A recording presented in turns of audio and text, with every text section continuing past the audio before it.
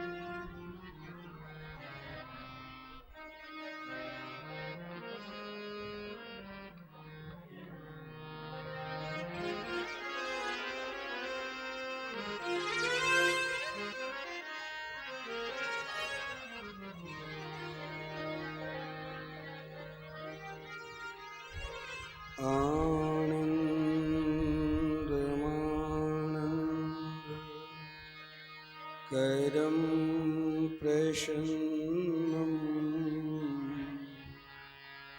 ज्ञानस्वरूपं निजभावयुक्तं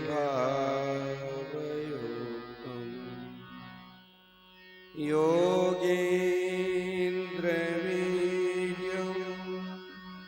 भवरोगवेद्यं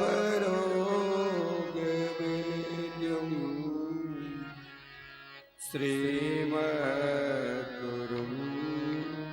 नित्यमहं स्मरामि।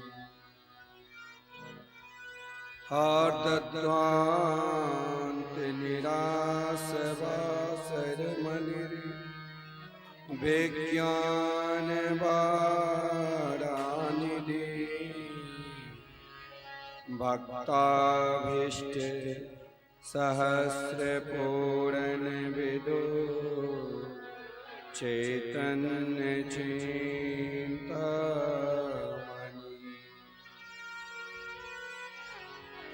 सजवृङ्गे प्रसिद्धविष्णुभक्तिनलिनी व्याकोशहेतुदय सुस्माकं कुरुतां भवार्ति समनं निम्बार्कनामानि।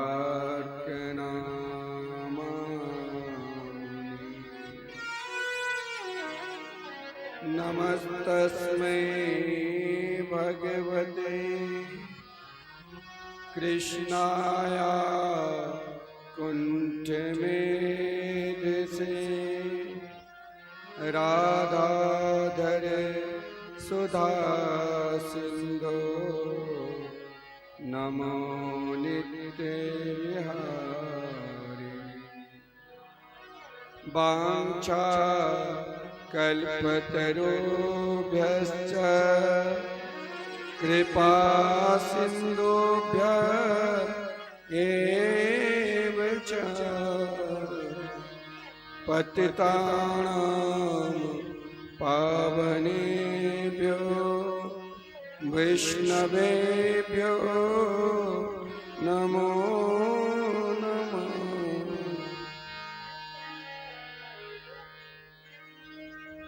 आइए हम सब गोपाल प्यारे को ठाकुर जी को सब भाव के साथ बुलावे, क्योंकि आज हम सब श्री कृष्ण जन्मोत्सव का आनंद। आओ मन मोहना, आओ नंदे नंदना, आओ मन मोहना, आओ नंदे नंदना। गाइए आओ मन मोहना, आओ नंदे नंदना, आओ मन मोहना,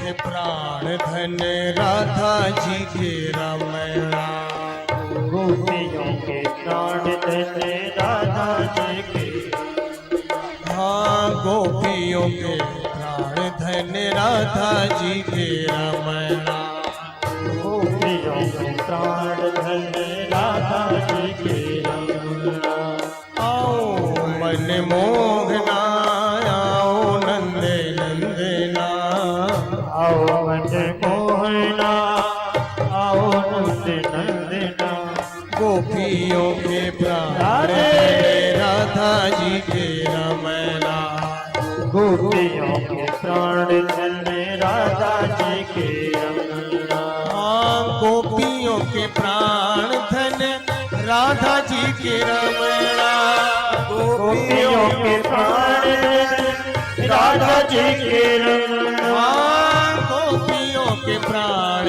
धन राधा जी के रमणा गोपियों के प्राण धन राधा जी के रमणा अरे राधा जी के रमणा हो राधा जी के रमणा राधा जी के रमणा राधा जी के रमणा आओ मन मोहना आओ नंदे नंदना मन मोहना आओ नंद नंदना गोपियों के प्राण धन राधा जी के रमणा गोपियों के प्राण धन राधा जी के रमणा आओ मन मोहना आओ नंद नंदना आओ मन मोहना आओ नंद नंदना गोपियों के प्राण धन राधा जी के रमणा गोपियों के प्राण धन राधा जी के रमणा हाँ गोपियों के प्राण धन राधा जी के रमणा गोपियों के प्राण धन राधा जी के रमणा हाँ गोपियों के प्राण धन राधा जी के रमणा गोपियों के प्राण धन राधा जी के रमणा हाँ गोपियों के प्राण धन राधा जी के रमणा सभी लोग प्रेम से हाथ उठा करके ताली बजाते हुए सभी ताली बजाइए प्रेम से गोपियों के प्राण धन राधा जी के रमणा गोपियों के प्राण धन राधा जी के रमणा हरे राधा जी के रमणा राधा जी के रमणा हो राधा जी के रमणा राधा जी के रमणा आओ मन मोहना आओ नंदना आओ मन नंदना आओ मन मोहना गोपियों के प्राण धन राधा जी के रमणा हो गोपियों के प्राण धन राधा जी के रमणा हाँ गोपियों के प्राण धन राधा जी के रमणा गोपियों के प्राण धन राधा जी के रमणा राधा मेरी स्वामिनी हाँ राधा मेरी स्वामिनी मैं राधे खुदा जन्म जन्म वही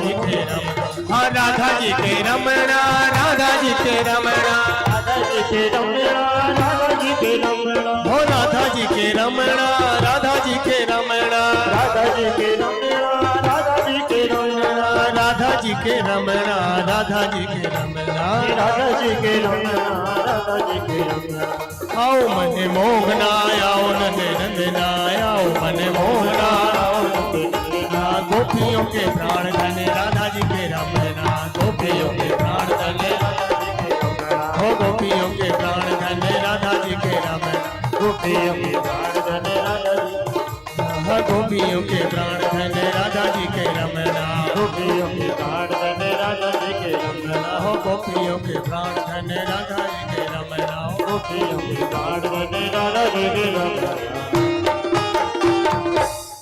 श्री राधा सर्वेश्वर भगवान की जय। जय श्री सद्गुरुदेव भगवान की जय। श्रीमद्भागवत महापुराण की जय। श्री सुखदेव जी महाराज की जय। श्री परीक्षित जी महाराज की जय। श्री गंगा महारानी की जय। श्री हनुमान जी महाराज की जय। जय जय श्री राधे। जय जय श्री राधे।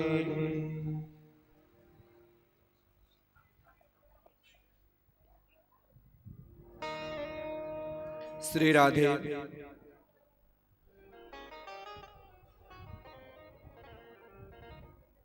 परम मंगलमयी परात्पर अखिलेश्वर अकारण करुणावरणालय भक्त वांछित कल्पतरु श्री तरुदित विनिंदित पीतांबरधारी श्री यशोदा के लाडले लाल श्री नंद नंदन श्री श्याम सुंदर के बांगमयी प्रतिमूर्ति श्रीमद्भागवत सप्ताह कथा ज्ञान यज्ञ के आज 5वें सत्र प्रारंभ होने जा रहे हैं। हम समस्त कथा के मुख्य यजमान श्री पूनम चंद्र भुत्रा जी तथा उनके समस्त परिवार तथा उपस्थित में भागवत के समस्त श्रोता समाज, कल की कथा के प्रसंग में हम सब सूर्यवंश के प्रतापी राजाओं के चरित्र और मर्यादा पुरुषोत्तम प्रभु श्री राम के चरित्र श्रवण किए। प्रभु श्री राम इस धरातल पर 13,000 वर्ष तक शासन करके अपने दिव्य धाम गए। महाराज परीक्षित ने जब आदरणीय श्रीमान सुखदेव जी से चंद्रवंश के राजाओं के विषय में प्रश्न किया तो चंद्रवंश में अनेक राजा महाराजा हुए। जिन चंद्र वंशों में महाराज ययाति से लेकर महाराज नाहु से लेकर महाराज पुरु से लेकर महाराज रंती देव से लेकर महाराज यदु हुए। जिस यदु वंश में श्री कृष्ण मथुरा में अवतार लिए, गोकुल में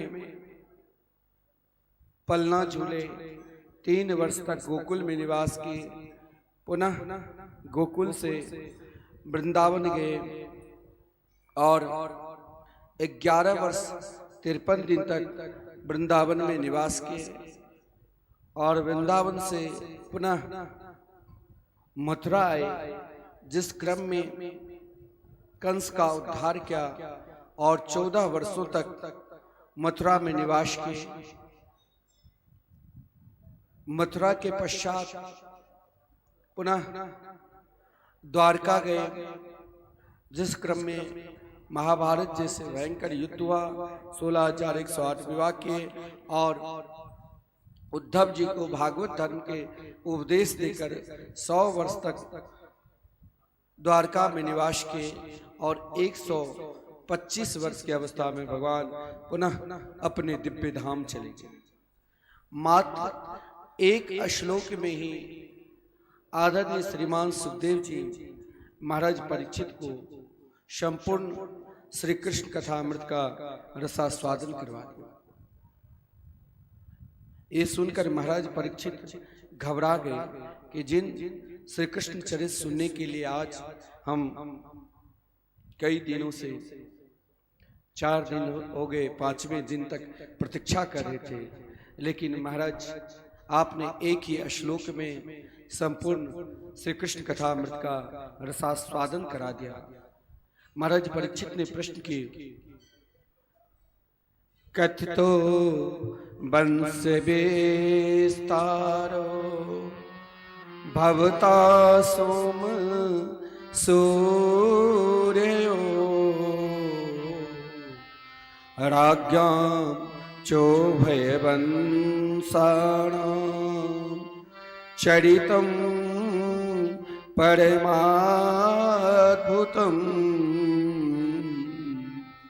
साधक की जब तक इच्छा नहीं होगी परमात्मा की प्राप्ति की, तब तक परमात्मा उनके निकट आकर भी नहीं हृदय काश में आते हैं। क्योंकि महाराज परीक्षित की दशा वैसे हो गई जैसे पानी में मछली है और एकाएक पानी समाप्त हो जाए तो उन मछली की जो दशा होगी वही महाराज परीक्षित की। महाराज परीक्षित ने कहा, भगवान आपने हमें सूर्य वंश के राजाओं के चरित्र तो विस्तार पूर्वक श्रवण कराए, लेकिन चंद्र वंश के राजाओं के चरित्र मात्र एक ही श्लोक में। मैं जानना चाहता हूं कि जिस वंश में स्वयं श्री कृष्ण अवतार लिए हैं, श्री कृष्ण के चरित्र मुझे विस्तार पूर्वक बताने का कष्ट करो, क्योंकि श्री कृष्ण चरित्र सबके लिए प्रिय है। संसार में 3 प्रकार के व्यक्ति होता है।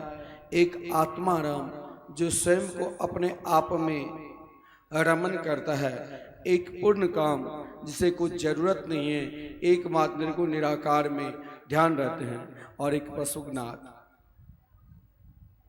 कृतज्ञ।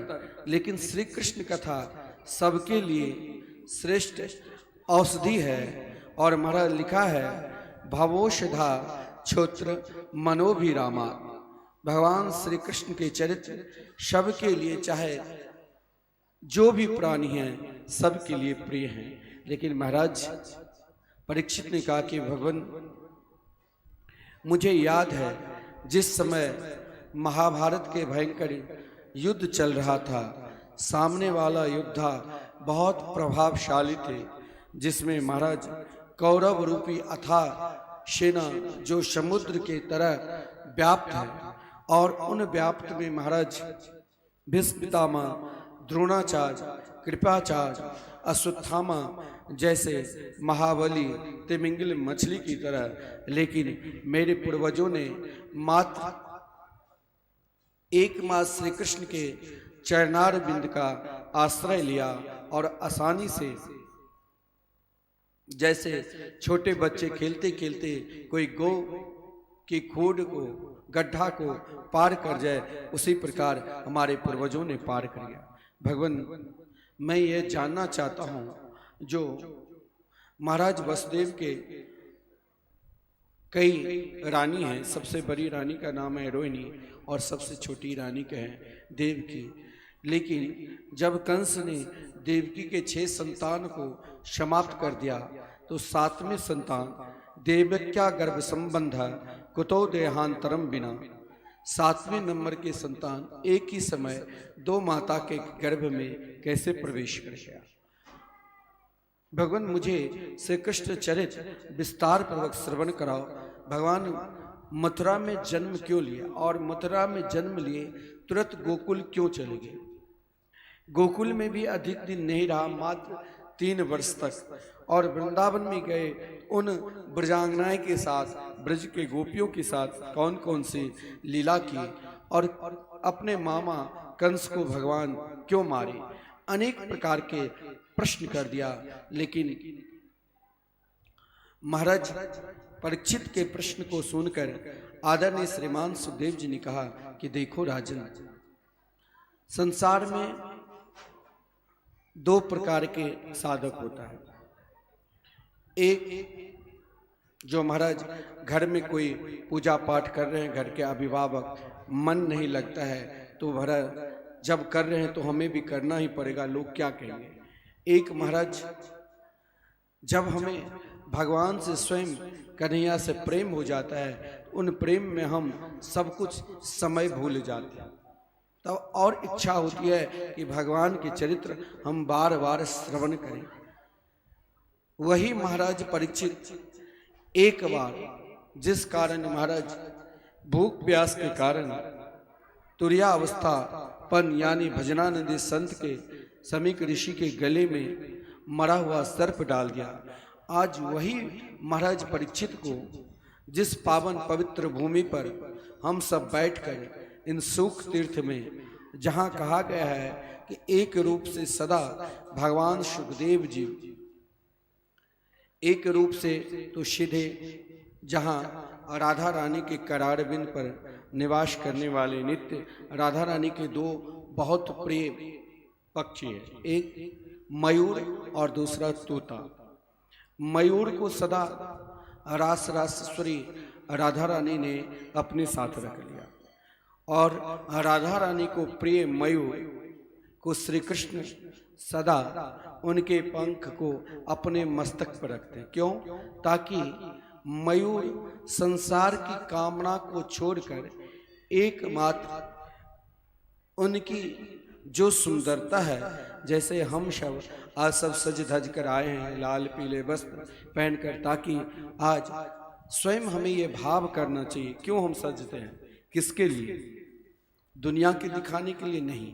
आज हम स्वयं को अपने आप को भाव करें कि हम स्वयं यशोदा जी हैं, हम स्वयं ब्रजांगनाएं ब्रज की गोपी है और आज स्वयं हमारे हृदय रूपी सिंहासन में जो गोपाल जी विराजमान हैं, आज उन गोपाल जी को हम स्वयं को प्रकट करेंगे और गोपाल को स्वयं हम पलना में झुलाएंगे और हम सब गाएंगे नंद घर आनंद भयो जय कन्हैया लाल। तो महाराज एक प्रसन्नता, तो श्री कृष्ण की प्रसन्नता ही मोर पंख है। और एक तोता, जिन तोता को रास रासेश्वरी राधा रानी ने अपने गोलोक धाम में, ये कभी नहीं स्वप्नावस्था में भी नहीं सोचना चाहिए कि भगवान हमसे प्रेम नहीं करते। राधा रानी इतनी दयालु है, इतनी कृपालु है, जो महाराज जिन भक्तों की इच्छा कामना हुई, बहुत लोग कहते हैं कि मरने के बाद कहाँ नरक है, कहाँ स्वर्ग है, कहाँ वृंदावन गोलोक धाम है, कौन जाते हैं देखने के लिए। लेकिन रास रासेश्वरी राधा रानी ने हम सब को दर्शन कराने के लिए, दर्शाने के लिए स्वयं अपने सबसे प्रिय तोता, जो नित्य गोलोक धाम में नित्य रास रासेश्वरी राधा रानी के करार बिंद पर सदा निवास करने वाले लीला सुख, उन लीला सुख को रास रासेश्वरी राधा रानी ने प्रेरणा दी कि सुख यही गोलोक धाम, यही वृंदावन और यही कृष्ण प्रेम जो नित्य गोलोक धाम में माता यशोदा नंद बाबा ब्रजांगने ब्रज की गोपी, यही गोलोक धाम वृंदावन समस्त प्राणी के हृदय में प्रकट कर दो मेरे सुख, जाओ तुम। आज वही सुख कहा गया है, लीला सुकोयम वृषभान जाया पवित्र चंचु प्रिय चुंबने नेना एकांतिको नन रहस्य पाठी गोलोक प्रसादा सदा निवासी। आज वही श्री लीला सुख भगवान सुखदेव जी के रूप में विराजमान हैं और भगवान सुखदेव जी हम सबको श्रीमद् भागवत महापुराण जैसे महाराज परीक्षित को और महाराज परीक्षित के माध्यम से आज हम सबको मिले, तो आज हमें ये ज्ञान हुआ कि भगवान कैसे दिव्य लीला की, वृंदावन की क्या प्रेम लीला है, गोलोक धाम की क्या प्रेम लीला है। लेकिन महाराज परीक्षित के हृदय में मात्र श्री कृष्ण कथा की ओर प्रभावित हो रहा था। तो एक पल के लिए, एक क्षण के लिए महाराज परीक्षित से आदरणीय भगवान सुखदेव जी ने कहा कि परीक्षित, जिस भूख प्यास के कारण तुम्हें एक दिन महाराज भजनानंदी संत को अपमान किया, क्या आज तुम्हें भूख प्यास नहीं लग रही है? बोले नहीं प्रभु, क्योंकि नेसा ते दुसहा छुन्मा त्यक्तो दमपि बाधिते पिबन्तं त्वान्मुखाम्भोजं च्युतम हरि कथामृतम।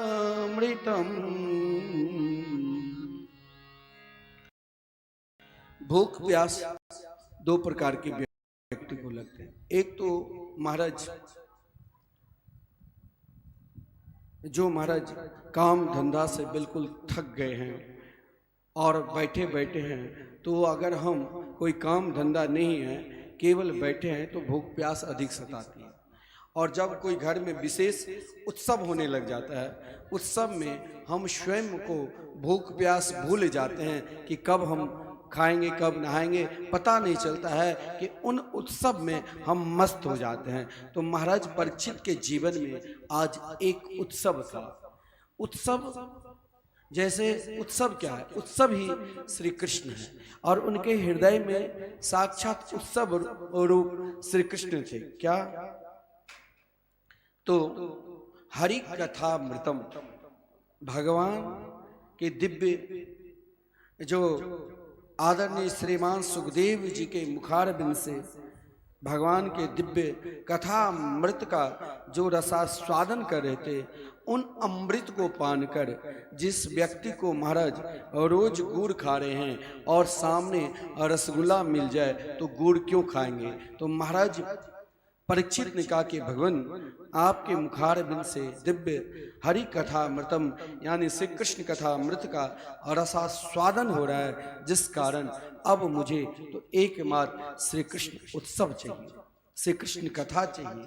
हम सब स्वयं को आनंद लेंगे, हमें स्वयं अपने आप को अनुभव करना होगा कि हम स्वयं नंद बाबा यशोदा की तरह अपने लाल को प्रकट करके और उनके उत्सव में हम नाचेंगे, झूमेंगे। महाराज परीक्षित की कामना इच्छा को देखकर महाराज स्वयं भगवान सुखदेव जी ने यही बट वृक्ष के नीचे जहां हम परिक्रमा लगाते हैं, जहां महाराज करोड़ों देवी देवता किसी न किसी रूप में इन वृक्ष के नीचे छुपे हुए हैं, जहां कभी हम परिक्रमा लगाते हैं तो कभी स्वयं देवता आकर परिक्रमा लगाते हैं, जहां 88,000 ऋषि मुनि इन वृक्ष के डाली पे कहीं न कहीं पत्ते बनकर भगवान सुखदेव जी के नित्य लीला के दर्शन करते रहते हैं। उन संतों के बीच में, उन देवताओं के बीच में, जहां पर समस्त नदी गंगा यमुना सरस्वती समस्त नदियां किसी न किसी रूप में बैठकर श्री कृष्ण कथा अमृत का रसास्वादन कर रहे थे, वहां पर आदरणीय श्रीमान सुखदेव जी ने महाराज परीक्षित को जो उपाधि दी, वो सर्वश्रेष्ठ उपाधि कि राजर्षि सत्तमा। राजर्षि सत्तमा उससे कहा गया है, एक होता है ब्रह्मर्षि जो ब्रह्मलोक में निवास करते हैं संत महात्मा ऋषिगण, एक होता है देवर्षि जो स्वर्ग लोक में रहकर समस्त स्वर्ग के सुख सुविधा छोड़कर एकमात्र प्रभु की प्राप्ति के लिए, जैसे हम लोग भजन पूजन सत्संग में सदा लीन रहते हैं, तो देवलोक में भी वहाँ पर देवर्षि सबके सब विराजमान हैं जो तीनों लोग विचरण कर सकते हैं। और महाराज एक होता है राजर्षि। राजर्षि जैसे महाराज परीक्षित संपूर्ण भारत के चक्रवर्ती सम्राट थे, लेकिन समस्त इच्छा भोगने के बाद, समस्त कामनाओं के भोगने के बाद एकमात्र जिसकी ममता श्री कृष्ण की ओर लग जाए, ममता जहो, और जिसकी बुद्धि मतिम कृष्ण भगवान श्री कृष्ण के चरणार बिंद में लग जाए और उनकी मति, उनकी बुद्धि, उनकी ममता श्री कृष्ण के सिवा कुछ दिखाए ना, तो उसे कहते हैं भजनानंदी महाराज। लेकिन राजा परीक्षित को समस्त साधु संत महापुरुष भजनानंदी, उन समस्त भजनानंदी में सर्वश्रेष्ठ राजर्षि सत्तमा कहा, क्योंकि महाराज परीक्षित के जीवन में एकमात्र श्री कृष्ण के सिवा बाकी कुछ था ही नहीं। इसलिए आदरणीय श्रीमान सुखदेव जी ने राजर्षि सत्तमा कहा। भगवान अवतार क्यों लेते? अवतार लेने का अभिप्राय क्या है? पहला कि जब पृथ्वी पर चारों तरफ पाप ही पाप बढ़ने लग जाता है, जब जब धर्म की हानि होती है, तब ही भगवान जब जब होई धर्म के हानि, जब जब होए धर्म की हानि, बाढ़हि असुर अधम अभिमानी, असुर अधम अभिमानी, मान ही मात पिता नहीं देवा, मान ही मात पिता नहीं देवा, साधुन सन करवा वही सेवा, साधु संग करवा वही सेवा, जब जब होई धर्म के हानि, जब जब होई धर्म के हानि। एक अभिप्राय यह है कि जब जब पृथ्वी पर अधर्म बढ़ता है, तभी भगवान अवतार लेते हैं। तो यहाँ शंका होती है कि अगर अधर्म बढ़ता है तो हम सब जानते हैं अभी कलयुग है, और यहाँ अधर्म ही अधर्म है, तो भगवान क्यों नहीं आते? अगर भगवान की प्रभुता यानी भगवान की विशेषता केवल एकमात्र अधर्मी का ही उद्धार करने के लिए भगवान अवतार लेते हैं, तो फिर भगवान के चरणों में हम क्यों नमन करें? लेकिन ये ध्यान देना, भगवान का अभिप्राय अवतार लेने का ये कारण नहीं है। अवतार लेने का कारण है जो भगवान, हम जो उनके मित्र है, सखा है, उनसे प्रेम किए हैं। हम यदि जब किसी से प्रेम करते हैं, किसी को समझते हैं, तो उनके नज़दीक जाते हैं, उनके आसपास रहते हैं कि ये क्या करते हैं, कैसे करते हैं, कैसे खाते हैं, कैसे सोते हैं, किस तरह इनकी दिनचर्या है।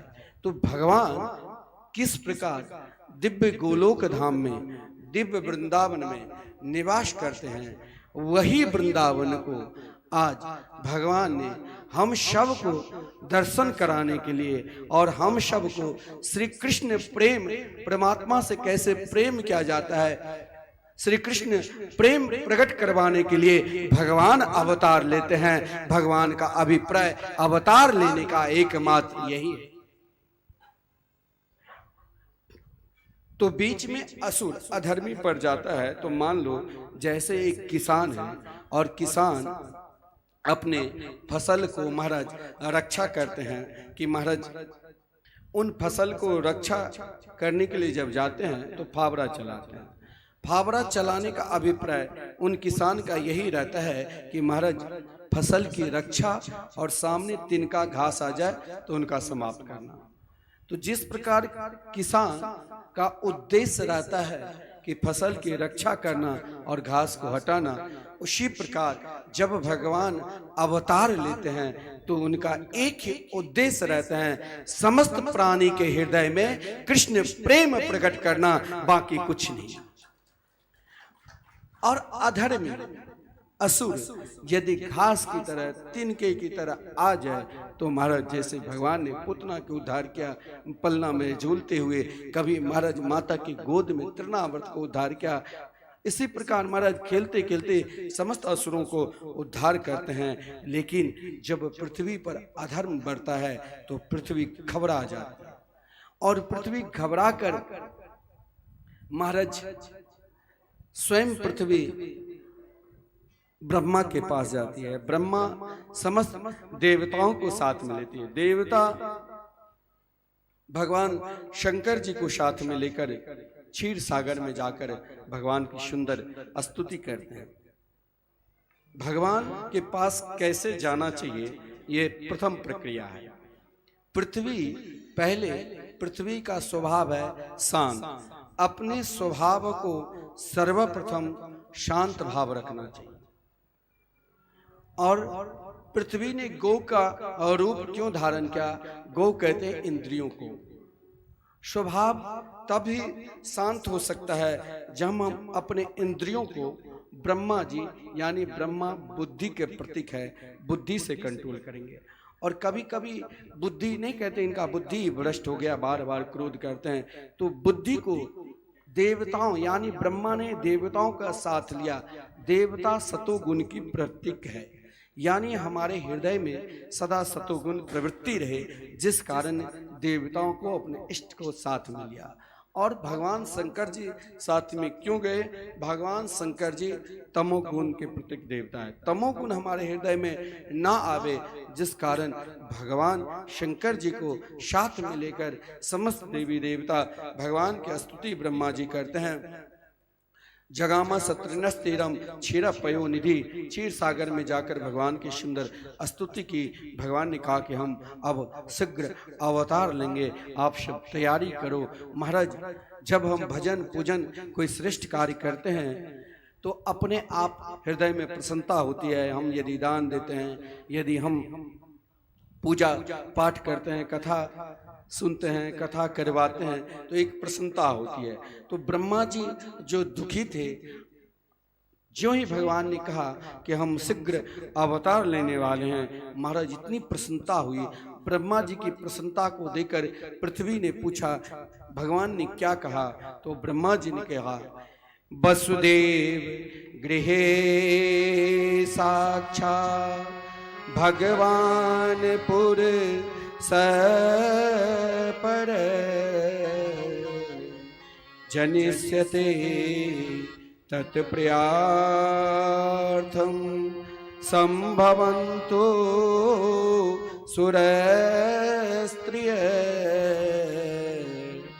बोले स्वयं वसुदेव जी के यहाँ भगवान स्वयं साक्षात अवतार लेंगे। गृह, गृह शब्द का अर्थ होता है न गृहम गृह मिथ्या हो, गृहिणी गृह विमुच्यते, यानी वसुदेव और देवकी के यहाँ साक्षात भगवान श्री कृष्ण के रूप में अवतार लेंगे। देवताओं के हृदय में बहुत प्रसन्नता हुई, लेकिन ब्रह्मा जी ने कहा कि आप सब के सब शीघ्राति शीघ्र अवतार लो। देवता ने बोले कि ठीक है हम अवतार लेंगे, लेकिन देवांगनाएं कहाँ जाएगी, मेरी पत्नी कहाँ जाएगी? तो कहा ब्रह्मा जी ने जनिष्यते तत् प्रियार्थम, श्री कृष्ण से पहले रास रासेश्वरी राधा रानी 1 साल की बड़ी है, पहले अवतार लगे। इसलिए सुरस्त्रिय अपनी अपनी स्त्री से, देवांगना से भी कहो ब्रजमंडल में अवतार ले और श्री कृष्ण जन्मोत्सव में सब सम्मिलित हो। समस्त देवताओं के हृदय में बहुत प्रसन्नता हुई। महाराज इधर मथुरा नरेश महाराज उग्रसेन थे, जिन उग्रसेन को महाराज कंस जैसे दुर्दांत पुत्र हुआ और अपने पिता को स्वयं जेल में बंद करके और राजा हो गए कंस। मथुरा के राजा कंस महा दुर्दांत दुराचारी पापी था, लेकिन कंस अपनी चचेरी बहन देवकी को पुत्रीवत मानते थे। इधर महाराज आज जब देवकी शादी लायक हुआ तो स्वयं बड़े धूमधाम के साथ कंस महाराज वसुदेव जी के साथ विवाह करवाए। लेकिन जिस समय देवकी ससुराल जा रही थी, उसी समय देवता ने सोचा कि कंस के हृदय में यदि दया आ गई तो मेरे प्रभु को अवतार लेने में बहुत देर लगी। तो समस्त देवता ने छुप कर कंस के डर से, भय से आकाशवाणी हुई, अस्यास्तमष्टमो गर्भो हंतायाम बसे बुधा। अरे दुष्ट कंस, जिस देवकी को तुम बहन बनाकर बड़े उल्लास पूर्वक आनंद पूर्वक ले जा रहे हो, यही देवकी की अष्टम संतान तुम्हारे लिए काल होगा। कंस बिना विचारे सोचे समझे बार बार आकाशवाणी की ओर ध्यान दिया और जो ही ध्यान दिया सोचा आज तक मेरे काल तो कोई है ही नहीं और हम काल को क्यों जन्म दे। काल तो सबके साथ है, जो इस संसार में आया है सबके साथ काल है, लेकिन अभिमान वसात अहंकार वसात जैसे कंस को लगा कि हम अपने काल को अपने साथ रहने ही नहीं देंगे, जो काल को जन्म देगा उन्हीं को समाप्त कर दूं। और महाराज तुरंत जिस देवकी को आनंद पूर्वक उल्लास पूर्वक कंस ले जा रहा था वही देवकी के अष्टम संतान के विषय में जब सुना कंस ने तो महाराज देवकी को जो रथ पे बैठी हुई थी रथ से सीधे नीचे खींच लिया बाल पकड़कर महाराज और मारने की तलवार निकाला, मारने के लिए तैयार हो गए और मारने के लिए जो ही तैयार हुए तलवार निकालकर अब मारने के लिए तैयार। लेकिन वसुदेव जी ने एक पति कहलाने के लिए तभी योग्य है जब हर प्रकार से अपनी पत्नी को सुरक्षा करे। महाराज वसुदेव जी ने सोचा ये मूर्ख है और मूर्ख को यदि बस में करना है तो उनकी प्रशंसा करो और विद्वान को ज्ञानी को बस में करना है तो अपनी शालीनता से करो। वसुदेव जी ने कंस के हाथ को पकड़कर प्रशंसा करने लगे। महाराज आप तो सूरसेन वंश परंपरा में एक यशस्वी राजा है और स्त्री के लिए 2 दिन बहुत सर्वोपरि माना गया है। प्रथम दिन जिस दिन उनकी शादी होती है और हमारा दूसरे दिन जिस दिन प्रथम संतान होती है उसे बहुत श्रेष्ठ माना गया और इसे आप अपना बहन स्वयं को एक तो आपकी बहन है और स्वयं पुत्रीवत सदा माने हो, इसे आप मत मारो। लेकिन कंस ने वसुदेव जी को डांट लगा दी और कहा तूने सुना नहीं कि आकाशवाणी ने क्या कहा?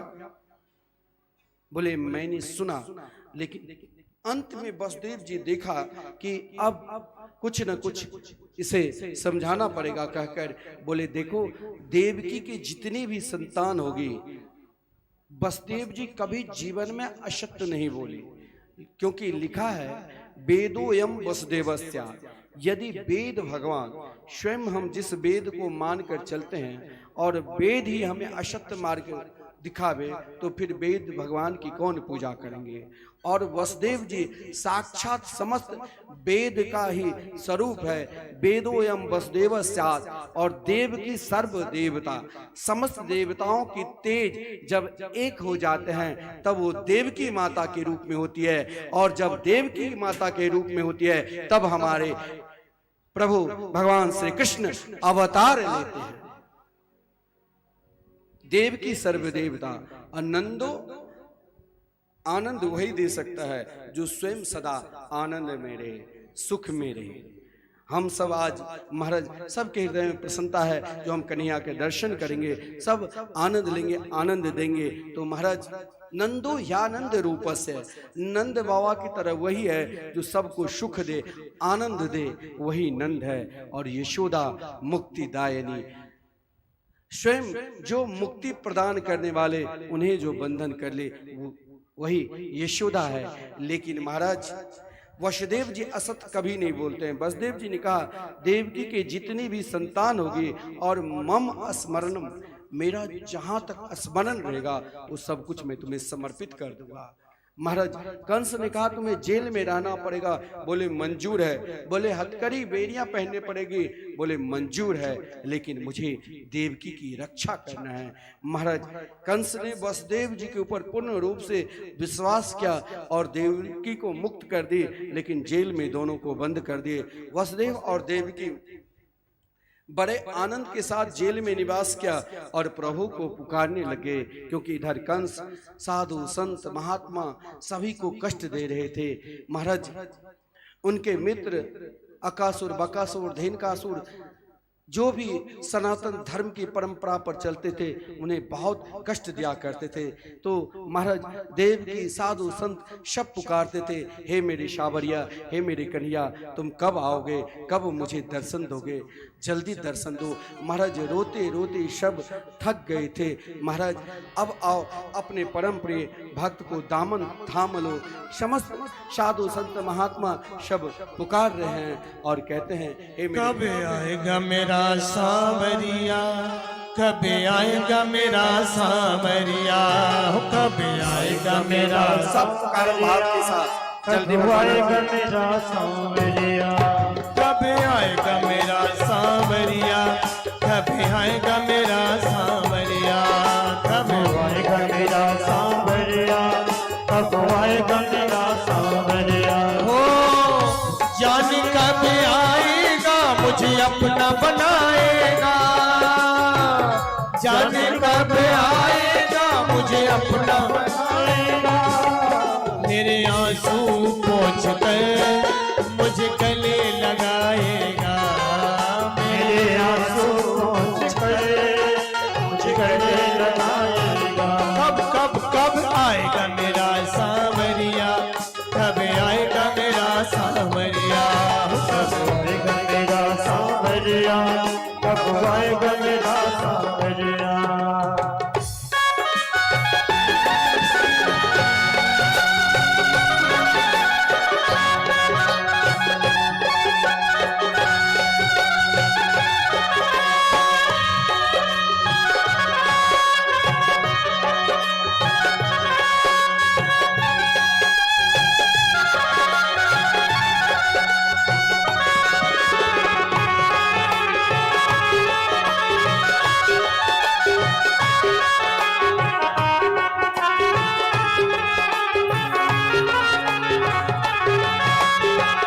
थक गए नैन मेरे रास्ता निहार के, थक गए मेरे रास्ता निहार के, प्यासी प्यासी अखियों में सपने बहार के, प्यासी प्यासी अखियों में सपने बहार।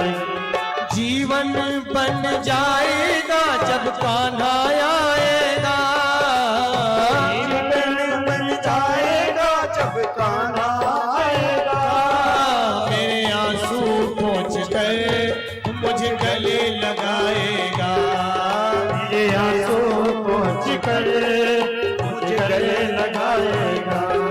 वो कब आएगा मेरा सांवरिया, कब आएगा मेरा सांवरिया, कब आएगा मेरा सांवरिया, कब आएगा मेरा सांवरिया।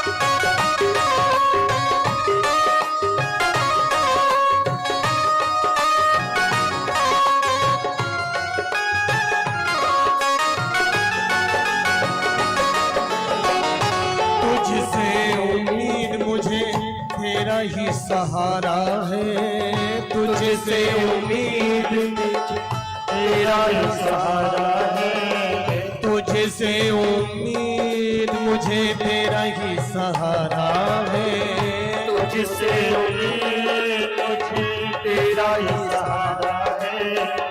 निर्बल गरीब हूँ मैं कोई ना हमारा है, निर्बल गरीब हूँ मैं कोई ना हमारा।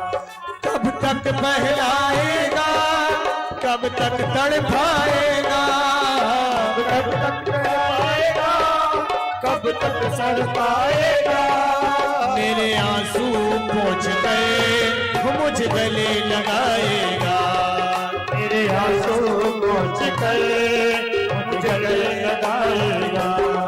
कब आएगा मेरा सांवरिया, कब आएगा मेरा सांवरिया, कब आएगा मेरा सांवरिया, कब आएगा मेरा सांवरिया।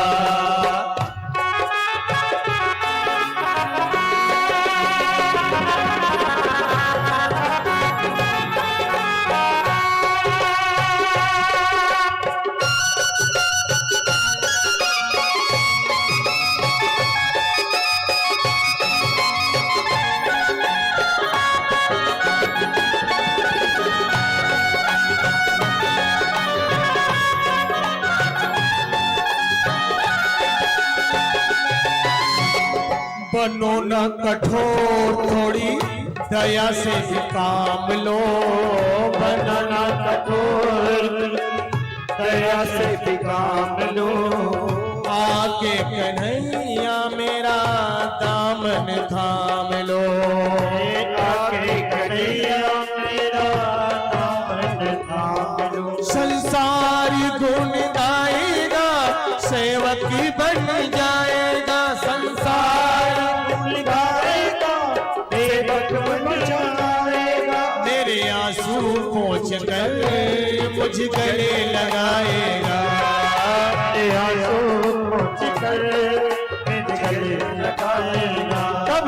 कब आएगा मेरा सांवरिया, कब आएगा मेरा सांवरिया, कब आएगा मेरा सांवरिया, कब आएगा मेरा सांवरिया। हो चल कभी आएगा मुझे अपना बनाएगा। चल कब आएगा मुझे अपना बनाएगा। मेरे आंसू पोंछ कर मुझे गले लगाएगा। मेरे आंसू पोंछ कर मुझे गले लगाएगा। कब आएगा मेरा सांवरिया, कब आएगा मेरा सांवरिया, कब आएगा मेरा सांवरिया, कब आएगा मेरा सांवरिया, कब आएगा मेरा सांवरिया, कब आएगा मेरा सांवरिया, कब आएगा मेरा सांवरिया, कब आएगा मेरा सांवरिया। कब आएगा मेरा सांवरिया, कब आएगा मेरा सांवरिया, कब आएगा मेरा सांवरिया, कब आएगा मेरा सांवरिया, कब आएगा मेरा सांवरिया, कब आएगा मेरा सांवरिया। बोले कृष्ण कन्हैया लाल की जय। जय जय श्री राधे। समस्त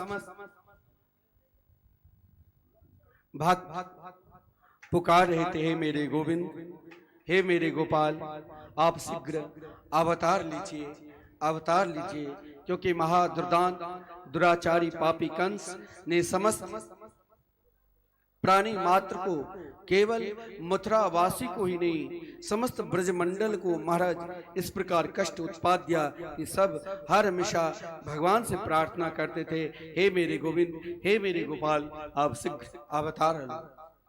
प्रथम संतान पुत्र हुआ देवकी के, जिनका नाम कीर्तिमान था। वसुदेव जी अपने वचन को सत्य करने के लिए महाराज कंस के पास ले गया, लेकिन कंस ने सोचा ए नन्हे से छोटे से शिशु हमें क्या मार पाएगा। दया आ गई, बोले ले जाओ वसुदेव। वसुदेव जी ने सोचा ये दुष्ट है, नजदीक खड़े हो गए, लेकिन इधर समस्त संतों ने, देवता ने देवर्षि नारद जी के पास गए कि देवर्षि नारद जी, कंस आज तक किसी की बात नहीं मानी, यदि बात मानते हैं तो एकमात्र देवर्षि नारद जी को। क्यों? क्योंकि देवर्षि नारद जी ने जिस समय उग्रसेन के यहाँ कंस ने जन्म लिया था, और महाराज बड़े बड़े ज्योतिष आचार्य बोले कि महादुष्ट दुराचारी पापी होंगे, तो महाराज उग्रसेन ने एक काठ की पेटी में कंस को बंद करके यमुना जी में प्रभावित कर दिया। लेकिन महाराज जाते जाते गंगा सागर में जब एक चट्टान से टकराए तो कंस विशाल रूप धारण कर हाथ में महाराज तलवार लेकर चारों तरफ घूमने लग गया। उसी समय देवर्षि नारद जी बीना बजाते हुए हरि के गुण गाते हुए कंस के पास आ गया। बोले महात्मा ये बताओ कि मैं कौन हूँ? बोले तुम कौन हो? तुम महाराज उग्रसेन के पुत्र हो, मथुरा नरेश है महाराज उग्रसेन। महाराज बोले जाओ अपने पिता के पास। देवर्षि नारद जी ने मार्ग बता दिया आगे। आज वही कंस किसी की बात नहीं मानते थे, कोई साधु संत को सम्मान भी नहीं करते थे, लेकिन एक संत जो देवर्षि नारद जी है, देवर्षि नारद जी को महाराज समस्त देवताओं ने प्रेरणा दी, और समस्त देवताओं की प्रेरणा से देवर्षि नारद जी कंस के पास आया। कंस ने देखा मेरे गुरुदेव आए हैं, महाराज सम्मान क्या? बोले अरे दुष्ट, तुम अभी देवकी के प्रथम पुत्र को तूने वैसे छोड़ दिया। जानते हो मथुरा में और गोकुल में जितने भी नंद इत्यादि गोप है, सब के सब देवता और देवांगनाएं के रूप में हैं, और तुम जानते हो कि प्रथम संतान भी काल हो सकता है। महाराज वसुदेव जी पास में निकट देख रहा है कि कंस क्या कहते हैं, और इधर महाराज स्वयं देवर्षि नारद जी ने 8 फूल लिया और उन फूलों को लेकर गिनती करवा रहे हैं कि गिनती कर। जहां से गिनती किया वहां से 8 अंक कंस को दिखला दिया। अब कंस ने तुरंत महाराज क्रोध में आकर और क्रोध में आया और महाराज कहा, वसुदेव जी कहाँ है तुम्हारा पुत्र? वसुदेव जी ने कहा, ये तो आपके पास। कंस ने लिया उन नन्हे से छोटे से शिशु को और महाराज उन शिशु को विशाल चट्टान पर पटक दिया और चकनाचूर हो गए। इस प्रकार महाराज 1 2 3 4 5 6 संतान को महाराज उसी प्रकार कंस ने हत्या की, विशाल चट्टान पर देकर चकनाचूर कर दिया। अब कंस का पाप इतना बढ़ गए जो महाराज कंस के पाप बढ़ते बढ़ते महाराज भगवान से नहीं देखा गया। आज स्वयं भगवान ने अपने तेज से कहा। भगवान के तेज कौन है? लखनलाल जी। सेवा और प्रेम में देखिए क्या उन्नति होती है। लखनलाल जी ने रामावतार में छोटे बनकर आए, लेकिन कृष्णा अवतार में भी बड़े भाई के रूप में आते हैं। यदि बलदेव भैया के रूप में, तो श्री कृष्ण की सदा सेवा ही की और आज्ञा ही मानी। कभी भी श्री कृष्ण के विरुद्ध बलदेव भैया ने काम नहीं किया। महाराज बलदेव भैया हर पल हर क्षण यदि श्री कृष्ण गोचारण करने के लिए भी जाया करते थे तो बलदेव भैया कन्या को अपने गोद में बिठाकर भोजन कराते थे। आज स्वयं लखनलाल जी को भगवान ने बड़े रूप में भेजा कि लखन आप जाओ, आप मेरा तेज हो। तो लखन को बड़े रूप में क्यों भगवान भेजा? तो यहाँ भी एक कथा है कि जिस समय प्रभु श्री राम ने लंका में विजय श्री प्राप्त की, रावण को मारकर अयोध्या लौटे और राज्याभिषेक हुआ, तो राज्याभिषेक के समय में महाराज वशिष्ठ जी प्रभु श्री राम के पास आकर कहा कि राम, आप शीघ्राति से भोजन करो, ताकि लखनलाल जी 14 वर्ष तक अन्न नहीं लिया है, अन्न जल को परित्याग कर दिया। प्रभु श्री राम ने कहा कि मैं मानता हूं कि मेघनाद को वही मार सकता है जो 14 वर्ष निद्रा और नारी को त्याग लिए, लेकिन लखनलाल जी तो फल खाते थे, क्योंकि जिस समय मैं स्वयं कंद मूल फल खाने के लिए बैठता उस समय दोना में लखनलाल जी को भी समर्पित करता। आप बुलाकर पूछ लो लखनलाल जी से। लखनलाल जी को जब बुलाया गया, लखनलाल जी के नेत्र सजल हो गए और नेत्र ज्यों ही सजल हुए तो कहा, प्रभु हमने नहीं खाया, आज भी वो फल महेंद्रगिरी पर्वत पर सुरक्षित है, और आज से 14 वर्ष में जो 4 दिन कम है, 4 दिन कम इसीलिए पड़ा क्योंकि जिस दिन प्रभु श्री राम अयोध्या को छोड़कर जंगल गए उस दिन प्रभु कुछ नहीं लिया था, क्योंकि समस्त अयोध्यावासी महाराज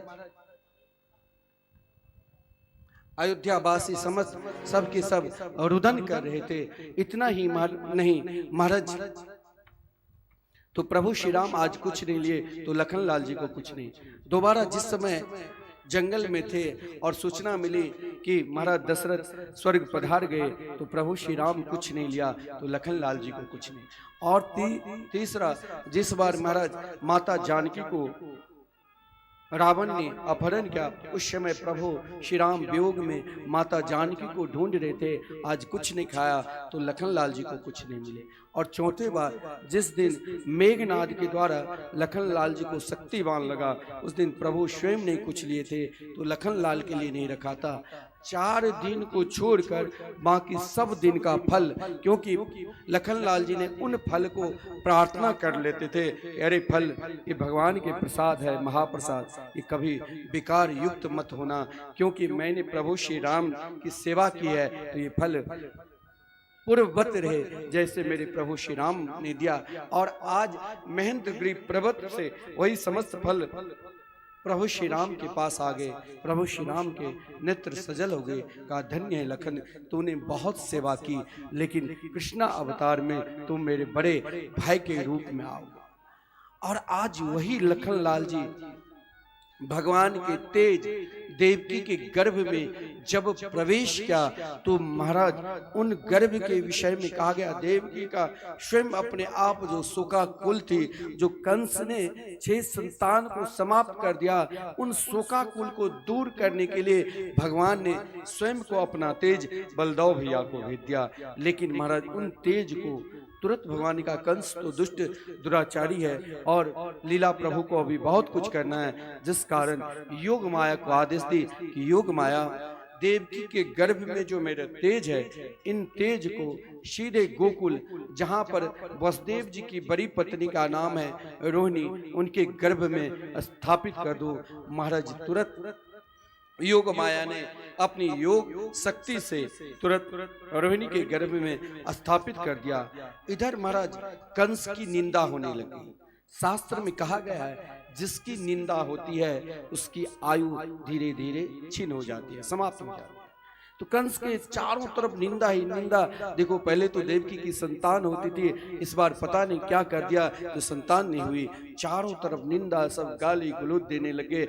इधर महाराज अब अष्टम संतान के रूप में स्वयं परब्रह्म परमात्मा अवतार लेंगे। और जिस समय परमात्मा देवकी के गर्भ में अवतार लेते हैं तो सर्वप्रथम भगवान ने अपनी योग माया शक्ति दुर्गा जी भगवान की बहन है, योग माया शक्ति से कहा, अरे योग माया तुम भी जाओ ब्रज में, क्योंकि ब्रज में मुझे बहुत लीला करनी है और उन लीला में योग माया शक्ति सदा काम करेगी। योग माया ने कहा कि मैं नहीं जाऊंगी।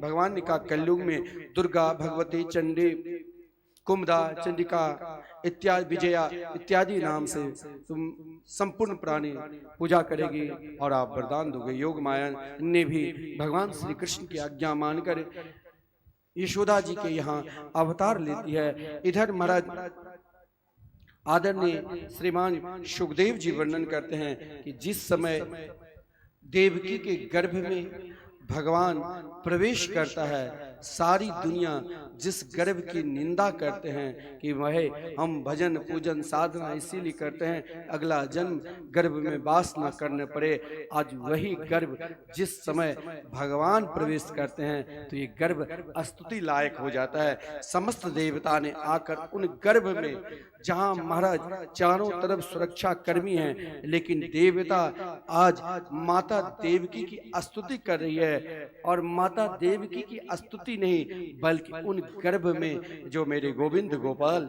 निवास कर रहे हैं उनकी स्तुति की, और स्तुति करके बार बार स्वागत कर रहे हैं, हे मेरे गोविंद, हे मेरे गोपाल, आप इस धरातल पर आ रहे हैं तो आपका स्वागत है। केवल स्वागत नहीं, बार बार स्वागत करते हुए कहा कि सत्य व्रतम सत्य परम ति सत्यम, सत्य से योनि नीतम च सत्य,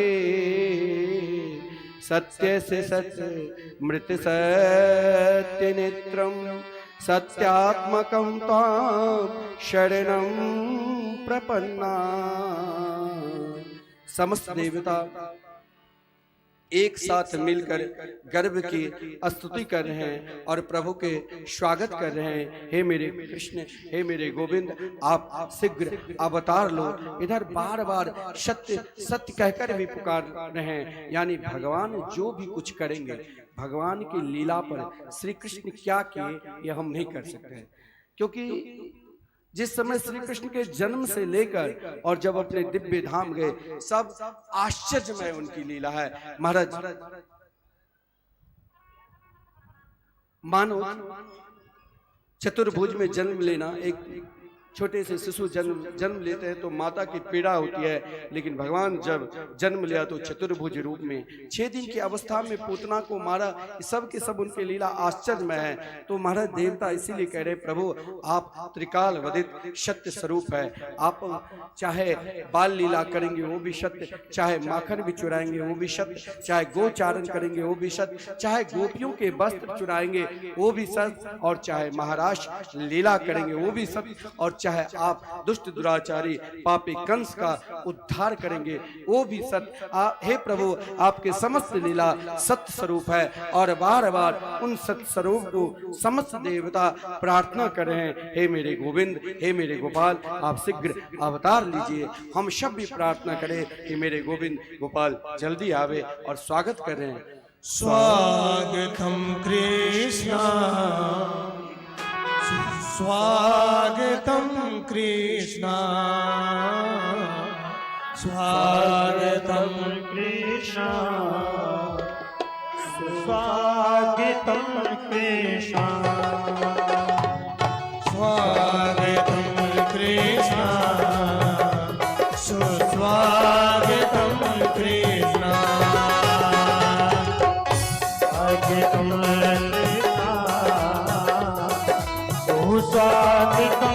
कृष्ण, स्वागतम सुस्वागतम शरणागतम कृष्ण, स्वागतम सुस्वागतम ताली सेवा करते हुए भगवान को स्वागत करिए ताकि मेरे गोविंद जल्दी अवतार ले। सुस्वागतम कृष्ण,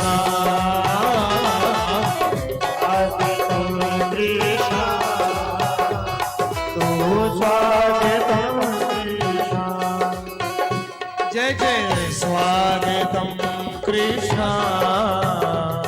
सुस्वागतम कृष्ण,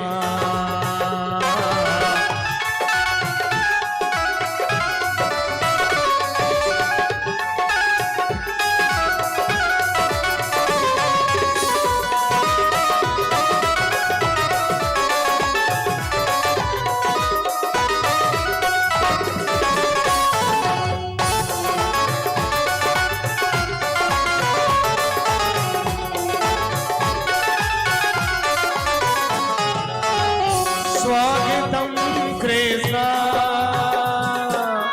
शरणागतम कृष्ण, स्वागतम सुस्वागतम शरणागतम कृष्ण, स्वागतम कृष्ण, शरणागतम कृष्ण,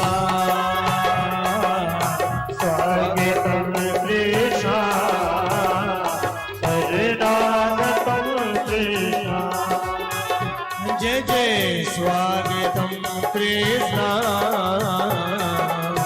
स्वागतम कृष्ण, स्वागतम कृष्ण, शरणागतम कृष्ण, स्वागत हो।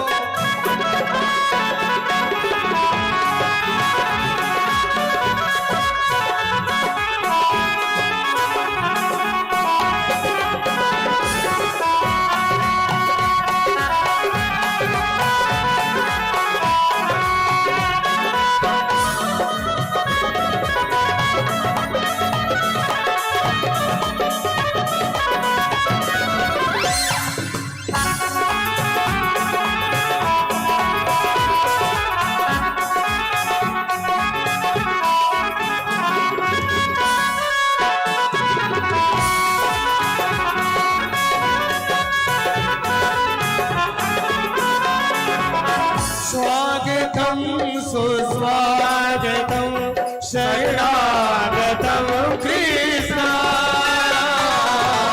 स्वागतम सुस्वागतम शरणागतम कृष्ण,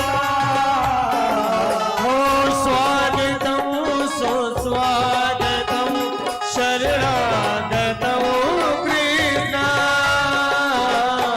स्वागतम सुस्वागतम शरणागतम कृष्ण, स्वागतम कृष्ण, सुस्वागतम कृष्ण, स्वागतम कृष्ण, स्वागतम कृष्ण, जय जय स्वागतम कृष्ण,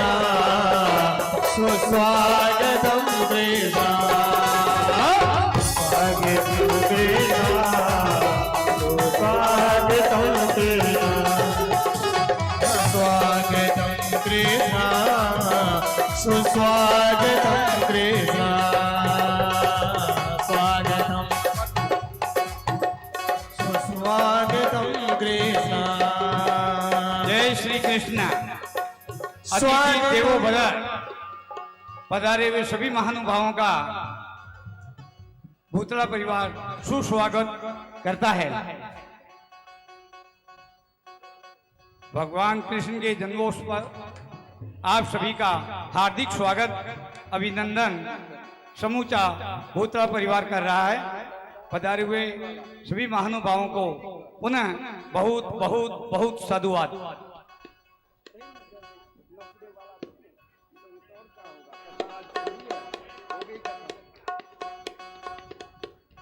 आइए हम सब एक भाव के साथ भगवान के स्वागत करते हुए और फिर आगे चलें। स्वागतम कृष्ण सुस्वागतम कृष्ण स्वागतम कृष्ण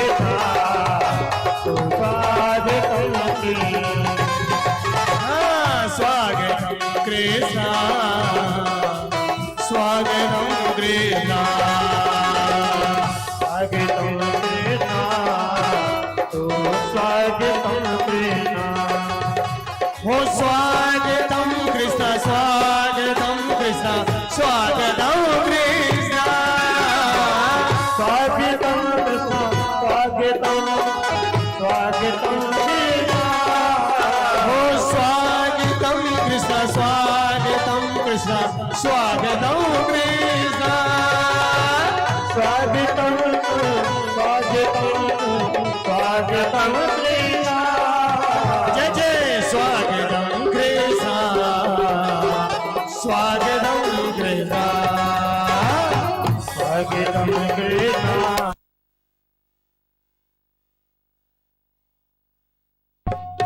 भगवान की फिर देवकी की स्तुति करने के पश्चात देवता जब चले गए, आदरणीय श्रीमान सुखदेव जी कहते हैं कि आज बहुत सुंदर अथ सर्वगुणोपेता काला परम शोभनम। आज जिस समय भगवान अवतार लेते हैं उस समय के विषय में कहा गया है कि महादुर्दान महाबली कंस के कारागार में जो आदरणीय श्रीमान वसुदेव जी और श्रीमती देव की दोनों जेल में बंद है, हथकड़ी बेड़ियां लगी हुई है और आज सुरक्षा कर्मी 100-200 नहीं 10,000 सुरक्षा कर्मी हैं कि अंदर कोई प्रवेश न कर पाए। लेकिन आदरणीय श्रीमान सुखदेव जी कहते हैं कि आज स्वयं काल अपने आप को परम शोभायमान हो रहा था। क्यों? क्योंकि आज समय को लगा, काल को लगा कि आज उत्तम समय है। कौन? तो महाराज भादो मास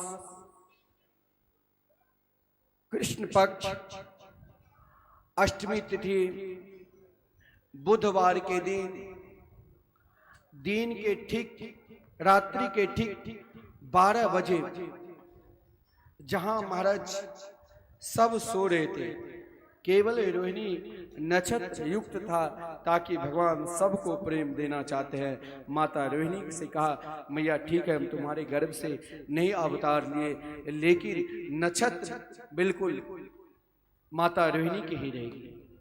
आदरणीय श्रीमान सुखदेव जी कहते हैं कि आज समस्त नदियां मानो अपने आप को प्रसन्नता में आकर, समस्त ऋतुएं प्रसन्नता में आकर, समस्त ऋतुएं के फल पुष्प पक्षी, चाहे कोयल हो चाहे मोर हो, सब के सब आज महाराज प्रभु के गुणगान गा रहे हैं। और रात्रि के समय सब सो रहे हैं, लेकिन आज महाराज भाग्यशाली है तो रात्रि भाग्यशाली है, भाग्यशाली है तो महाराज आज प्रसन्नता में समुद्र ने देखा आज श्यामला सलोना रूप में मेरे गोविंद आ रहे हैं, तो बादल के हृदय में इतनी प्रसन्नता हुई, जो भगवान के अभिषेक स्वयं मंद मंद बारिश होने लग गई। महाराज उन बारिश के कारण सब के सब मथुरा वासी गहरे नींद में सो रहे थे। जिस समय महाराज शुभ नक्षत्र बुधवार के दिन रोहिणी नक्षत्र युक्त भादो मास रात्रि के ठीक 12 बजे महाराज सब सो रहे हैं, लेकिन बादल उस समय गान कर रहे हैं, गरज रही थी धीरे धीरे बादल। इसीलिए क्योंकि भगवान जिस समय प्रकट हो उस समय हम भी सर्वप्रथम भगवान को बधाई दे, जिस कारण आज बादल के हृदय में इतनी प्रसन्नता हुई।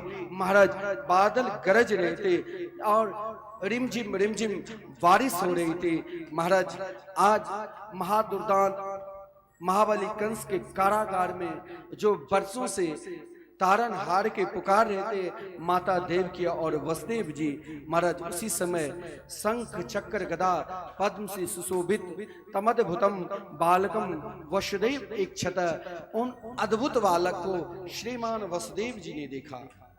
बालक कैसे हैं तो हमारा शंख चक्र गदा पद्म से सुशोभित दिव्य तथा बहुमूल्य विशिष्ट आभूषणों से युक्त पीतांबर धारी श्यामला सलोना घुंघराले बाल। महाराज वसुदेव जी ने उन आश्चर्य रूप, देखिए यहीं से भगवान की लीला आश्चर्यमय है। जब संसार के बालक जन्म लेता है तो उससे पहले ही माता को इतनी पीड़ा होने लग जाती है जो आसपास के अनेक माताएं आ जाती है।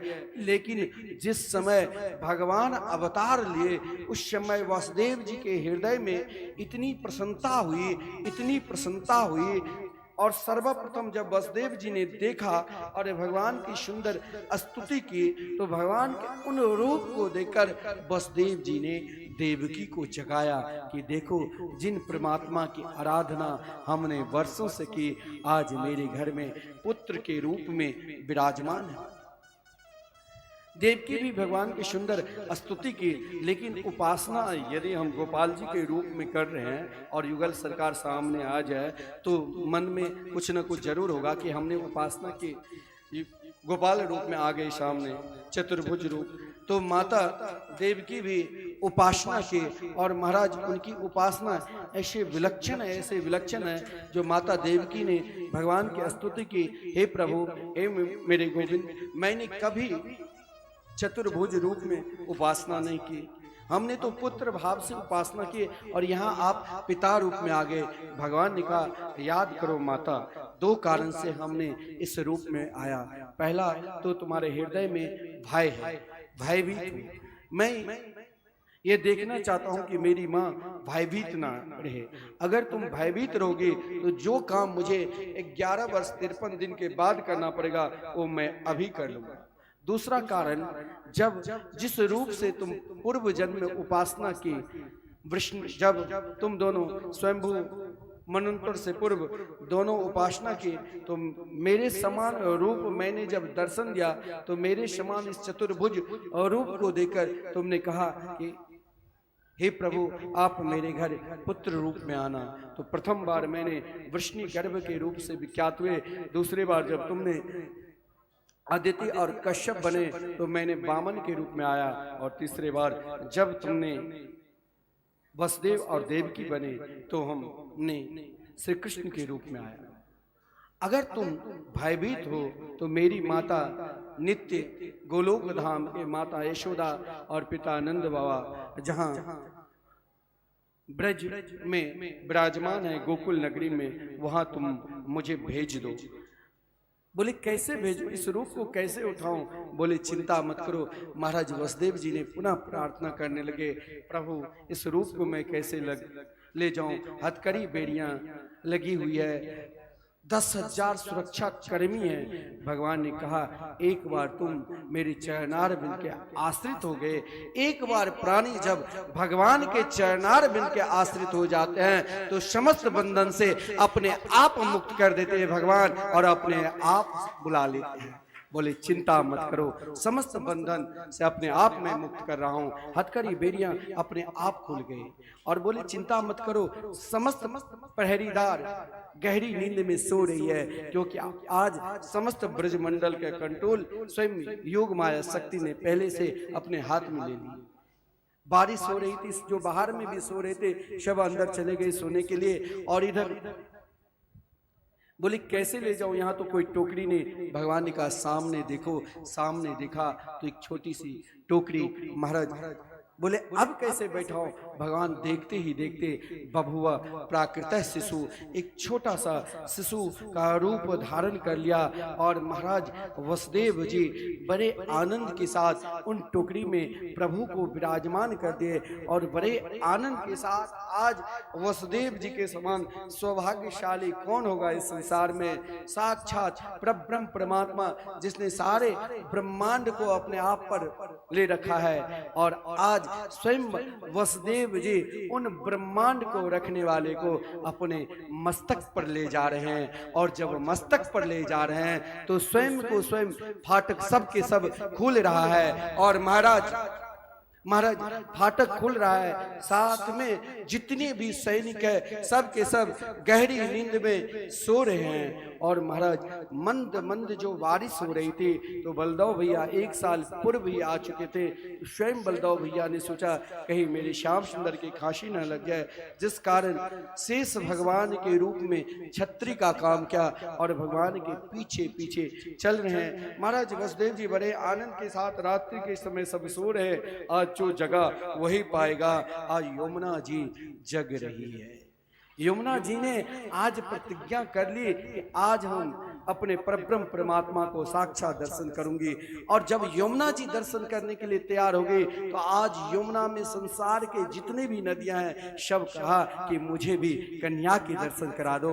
और यमुना इतनी सौभाग्यशाली थी, जो श्री कृष्ण के भक्त होते हैं, भक्ता होती है, वो चाहते हैं सब भगवान के उत्सव में नाचे गावे। आप लोग भी ध्यान देना, फोटो बाद में खिंचाना, जब श्री कृष्ण जन्मोत्सव हो जाए खूब बधाई गान कर लेना, नाच लेना, गा लेना और फिर फोटो खिंचाना। क्या होता है, सामने वाले आ जाते और पीछे वाले कुछ देखता नहीं, तो ये सब ध्यान करना और आज सब झूमना, जो जहाँ है वहीं से खूब श्री कृष्ण जन्मोत्सव का आनंद लेना, बैठ कर ही वहीं पर सब आनंद लेना। और जो हमारे यजमान के परिवार है वो लोग बहुत आनंद पूर्वक आप सबको उत्सव का बधाई देंगे, आनंद देंगे, नाचेंगे, झूमेंगे, क्योंकि एक उत्सव है। महाराज इधर वसुदेव जी जिस समय अपने मस्तक पर ले जा रहे थे, यमुना जी ने सोचा उत्सव में लोग सब कुछ भूल जाते हैं, कौन अपना कौन परा है, एक दूसरे को गलबियां पकड़ कर नाचते हैं। लेकिन एक बात ध्यान देना, सोना चांदी अगर कोई पहन कर आए हो और मोबाइल, तो ये सब पर ध्यान देना। बाद में मत कहना पूनम चंद भुत्रा जी के कि आपकी कथा में हमने गए तो हमारे मोबाइल चोरी हो गया, सोना चांदी। तो ये सब पहले ध्यान रखना, बाद में बुलाना नहीं देना। इसीलिए मैं व्यासपीठ से पहले ही निवेदन कर देता हूँ कि उत्सव का फायदा आगे सुनोगे कि पूतना लेने के लिए आ जाती है। महाराज वसुदेव जी जिस समय अपने मस्तक पर ले जा रहे हैं तो यमुना जी के हृदय में इतनी प्रसन्नता हुई कि आज क्यों नहीं परब्रह्म परमात्मा के दर्शन करूं। वसुदेव जी घबरा जाते हैं। आधी पानी में तो प्रवेश कर गया, तब तक पानी नहीं था, लेकिन जो ही यमुना जी की प्रसन्नता हुई वहां महाराज अब वसुदेव जी स्वयं को डूबने लग गया और वसुदेव जी पुकार, अरे कोई है, कोई है। आज भी यमुना पल्ली पार एक कोयली नाम के गांव है, ताकि वसुदेव जी पुकार रहे हैं। लेकिन भगवान ने यमुना जी को अपने चरणारविंद को स्पर्श कराकर कहा, यमुना जी अभी तो बहुत लीला बाकी है, आप प्रतीक्षा करो। यमुना जी को चरण स्पर्श कराकर शांत कर दिया। इधर वसुदेव जी बड़े आनंद के साथ महाराज गोकुल नगरी में प्रवेश करते हैं और सीधे नंद महल में, जहां आज सब के सब सो रहे हैं। और वसुदेव जी अपनी टोकरी से महाराज उन दिव्य अलौकिक जो साक्षात परब्रह्म परमात्मा है जिसे अपने मस्तक पर ले रखा था, बगल में रख दिया। ज्यों ही बगल में रखा तो यशोदा जी के बगल में साक्षात गोलोक बिहारी भी प्रकट हुए थे।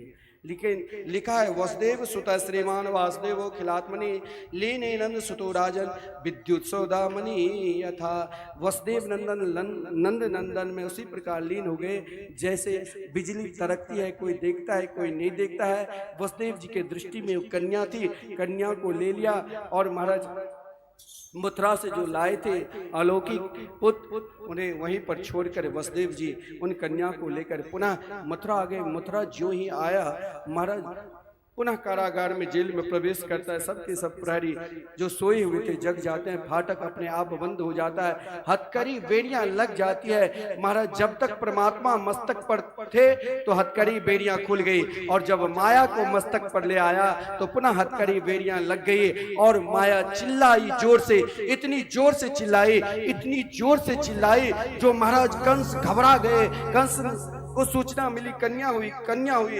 कंस दौड़ते हुए, गिरते हुए, भागते हुए आया, और महाराज आकर बार बार देव की प्रार्थना कर रही है कि ये कोई पुत्र नहीं पुत्री है, इसे छोड़ दो, ये आपकी पुत्री के समान है। लेकिन कंस नहीं छोड़ा। कंस ने उस कन्या को लिया और मारने की कोशिश की, लेकिन उस कन्या स्वयं को, कंस को महाराज एक लात जिमा कर कहा, तेरे मारने वाले ब्रज में कहीं जन्म ले लिया है, अब तुम ढूंढो।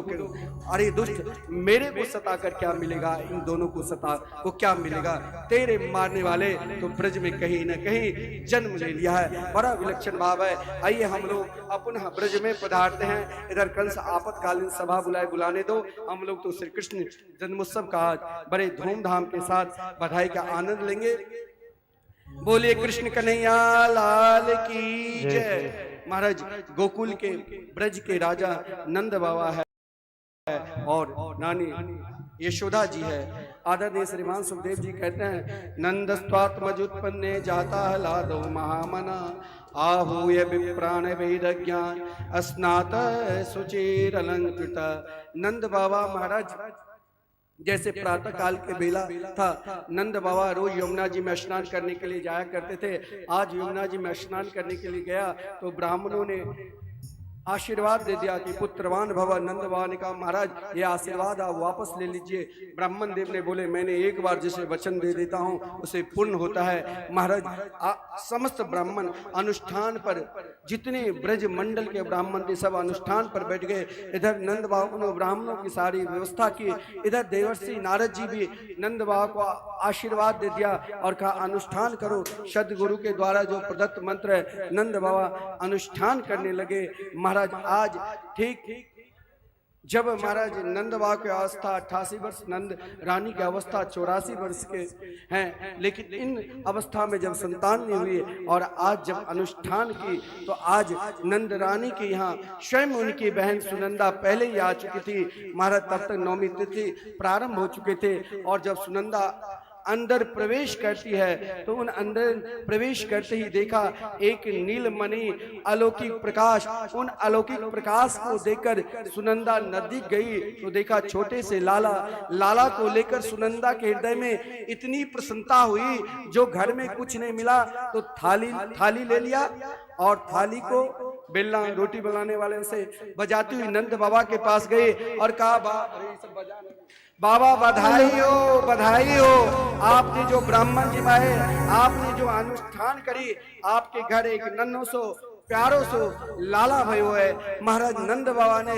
लाला शब्द को सुनते ही बड़े आनंद के साथ नंद बाबा महाराज आज स्वयं सजे, जैसे हम सब आज स्वयं को अपने आप को इन उत्सव में, श्री कृष्ण जन्मोत्सव में हम सब सजे हैं। आज समस्त बालिका, युवती, वृद्धा, बालक, युवक, वृद्ध सब के सब सजकर नंद महल की ओर आ रहे हैं। आइए हम सब भी जितने यजमान के परिवार है सब श्री कृष्ण जन्मोत्सव का आनंद लेंगे, बधाई का आनंद लेंगे, एक दूसरे को बधाई देंगे, और बधाई जिसको देना है वहाँ ब्रजवासी चले जाएंगे, हमारे गोपाल जी सब वहाँ पर भी दे सकते हैं। आइए हम सब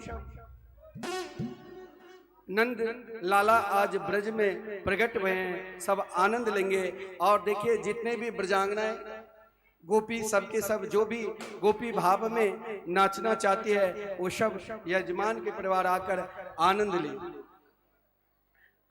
आज महाराज समस्त ब्रज में मानो घर घर में सब गा रहे हैं, नंद घर आनंद भयो, जय कन्हैया लाल की। आइए हम सब भी भाव के साथ सब श्री कृष्ण जन्मोत्सव के आनंद लेंगे, नाचेंगे, झूमेंगे, हमारे पूरे जजमान परिवार और उनके जो सहयोगी है। नंदलाल देखिए आज बधाई सबको देनी है, बधाई सबको देनी है जो आए हैं। ब्रज की गोपियां जो आएंगी और बधाई व्यास मंच पर चढ़ाएंगे, और हमारे जो ब्रज से कलाकार ब्राह्मण भाई बैठे हुए हैं उनको भी बधाई देनी है। और धूमधाम से बढ़िया शांति से नंद लाला का उत्सव मनाएंगे। बधाइयां होंगी और बधाइयां देंगे और बधाई लेंगे, और महाराज सिर से आशीर्वाद भी आकर के मंच से एक एक करके शांति से लेते जाएंगे। भगवान के दर्शन करने के लिए वो आइए। देखिए आज कन्हैया के दर्शन करने के लिए समस्त ब्रज की गोपिकाएं और विशेषकर बरसाने की गोपी सबके सब दर्शन करने के लिए जाती है। आइए हम सब भी भाव के साथ झूमते हुए आनंद लीजिए। लेने लगे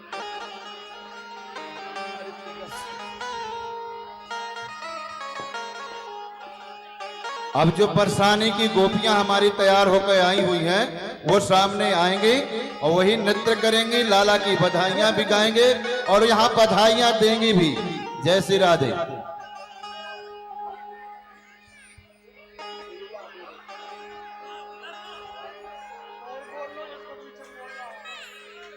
बोले नंद के लाला की। यशोदा जायो ललना मैं जमुना पे सुनी आई। यशोदा जायो ललना मैं जमुना पे सुन आई। यशोदा जायो ललना मैं वेदन में सुनी आई। यशोदा जायो ललना मैं वेदन में सुन आई। मैं यमुना में सुनी आई, मैं यमुना में सुनी आई, मैं यमुना में सुन आई, मैं यमुना पे सुन आई। यशोदा जायो। एक बात रुकिए, अगर कंस के पक्ष में उदास होना है तो कोई तालीम बजाकर झूमना नहीं, और यदि आज यशोदा के लाल प्रकट हुए हैं तो सब खड़े हो जाइए और झूमते यजमान के परिवार विशेषकर सब आगे आइए और झूमते हुए सब गाते हुए कन्हैया जैसे पलना में झूल रहे हैं, पलना में झूलाइए। यशोदा जायो ललना मैं यमुना पे सुनी आई। यशोदा जायो ललना मैं हो वेदन में सुनवाई। मैं यमुना में सुनी आई, मैं यमुना में सुनी आई। यमुना में सुनवाई, यमुना में सुनवाई। अभी सब बैठ जाइए, वहीं से आनंद लीजिए झूमते हुए।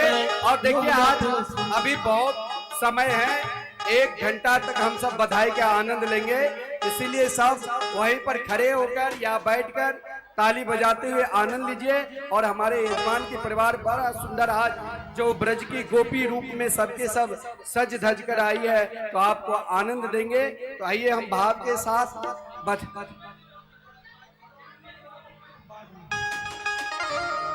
देखिए पहले जो गोपियां सज के आई हैं वो आगे आए, और जो पुरुष लोग हैं ये खड़े हैं, सब एक तरफ हो जाइए। नंद के आनंद भयो जय कन्हैया लाल की। नंद के आनंद भयो जय कन्हैया लाल की। नंद के आनंद भयो जय कन्हैया लाल की। हो नंद के आनंद भयो जय कन्हैया। जय कन्हैया लाल की जय, बोलो गोपाल की जय कन्हैया लाल की जय, बोलो गोपाल की। जय कन्हैया लाल की जय, बोलो गोपाल की। जय कन्हैया लाल की जय, बोलो गोपाल की। नंद के आनंद भयो जय कन्हैया लाल की। नंद के आनंद भयो जय कन्हैया लाल की।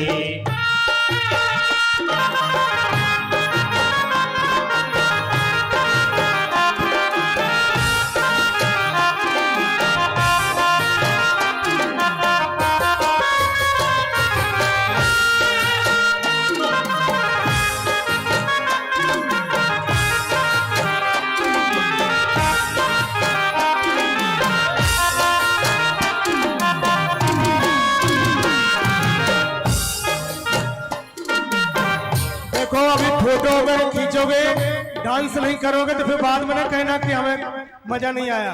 तुम फोटो खींच लो पहले अच्छी तरह से, फिर बाद में गाएंगे।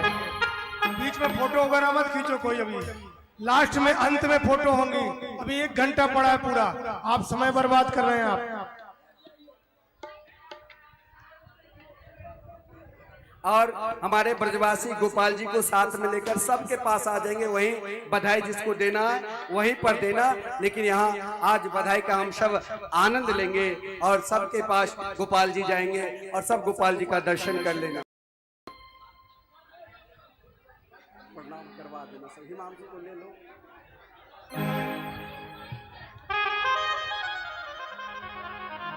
सभी से अनुरोध है कि अपना स्थान ग्रहण करें और लाइन से जो गोपाल जी को झूला झूलाना चाहते हैं वो लाइन से एक लाइन से आकर के पहले झूलोत्सव कीजिए, उसके बाद में सबके पास गोपाल जी जा रहे हैं गोपाल को लेकर, और वहीं पर ब्रजवासी हमारे जा रहे हैं। वहीं पर सब आप गोपाल जी के दर्शन करना और श्री कृष्ण जन्मोत्सव का आनंद लीजिए। जय श्री राम।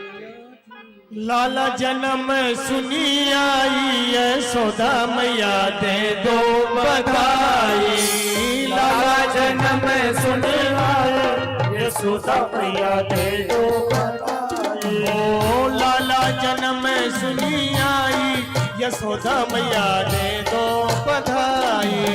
लाला जन्म सुनी आई यशोदा मैया दे दो बधाई। दे दो बधाई मैया दे दो बधाई। दे दो बधाई मैया दे दो बधाई। दे दो बधाई मैया दे दो बधाई। दे दो बधाई मैया दे दो बधाई। लाला जन्म सुनी आई यशोदा मैया दे दो बधाई। लाला जन्म सुन आई यशोदा मैया दे दो बधाई।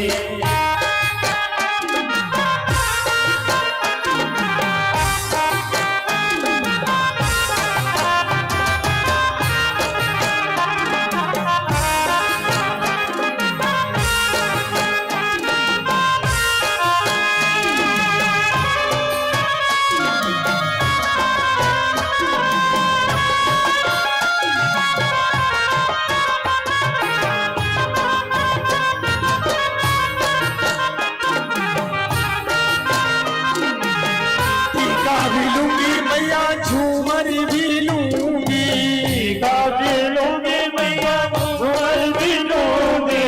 टीका भी लूंगी मैया झूमर भी लूंगी। टीका भी लूंगी मैया झूमर भी लूंगी। कुंडल की कहो साई यशोदा मैया दे दो बधाई। कुंडल की कर दो साई यशोदा मैया दे दो बधाई। लाला जन्म सुनी आई यशोदा मैया दे दो बधाई।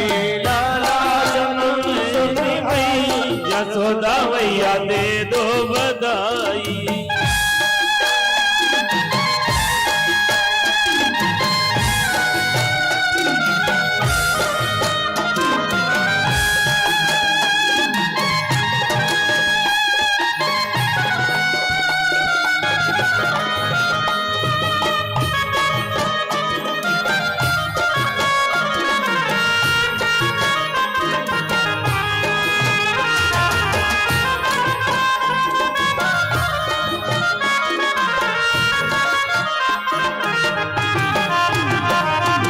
साड़ी भी लूंगी मैया लहंगा भी लूंगी।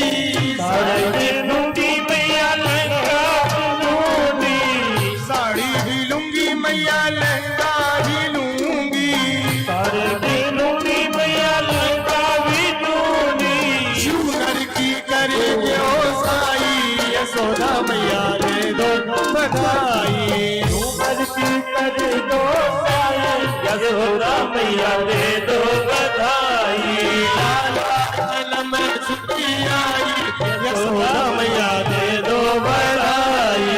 लाला जन्म सुनी आई यशोदा मैया दे दो बधाई। देखिए आप सबको बधाई का वीडियो वाले इधर सामने आओ।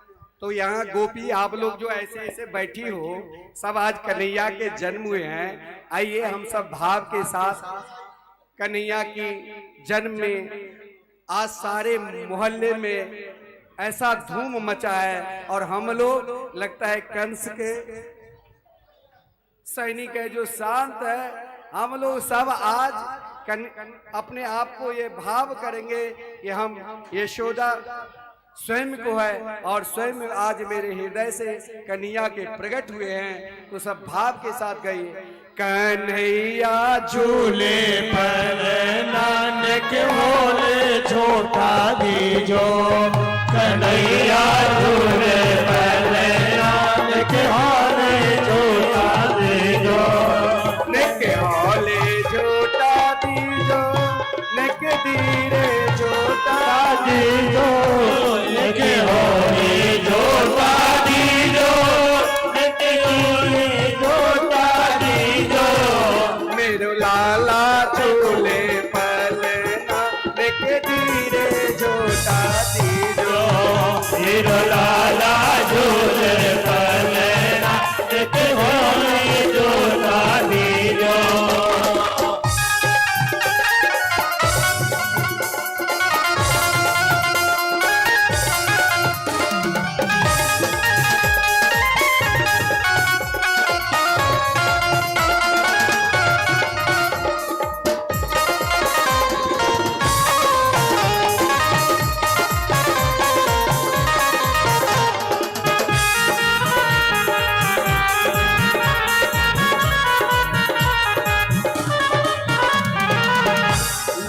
वसुदेव चले गोकुल को, ले वसुदेव चले गोकुल को, ले वसुदेव चले गोकुल को, ये वसुदेव चले गोकुल को, ले वसुदेव चले गोकुल को, ले वसुदेव चले गोकुल को। मार्ग में गए यमुना बचौले छोटा दीजो, मार्ग में गहरी यमुना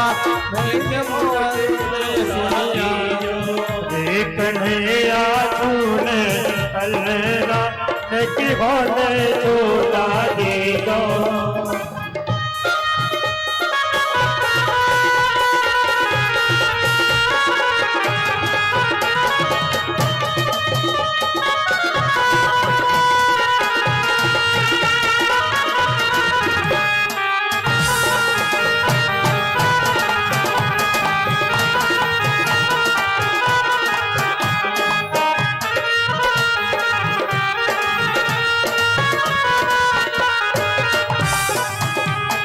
मथुरा में लाला जन्म लियो है, मथुरा में लाला जन्म लियो, अरे मथुरा में लाला जन्म लियो है, मथुरा में लाला जन्म लियो। गोकुल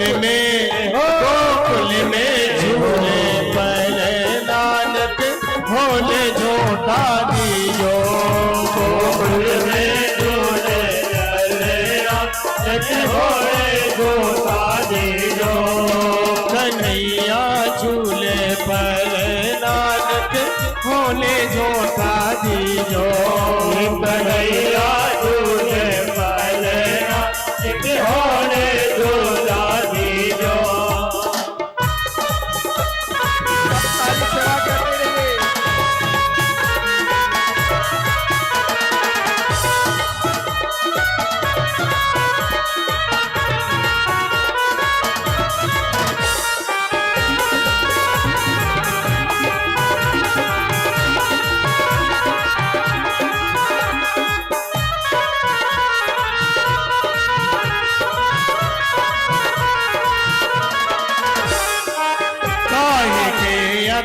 नने बूंद ना काहे के अगन, हर काहे के लागे लागे बूंद ना काहे के अगन, काहे के हो लागे यमुना में सुनी आई, मेरो लाला झूले पर नकी होले छोटा दीजो।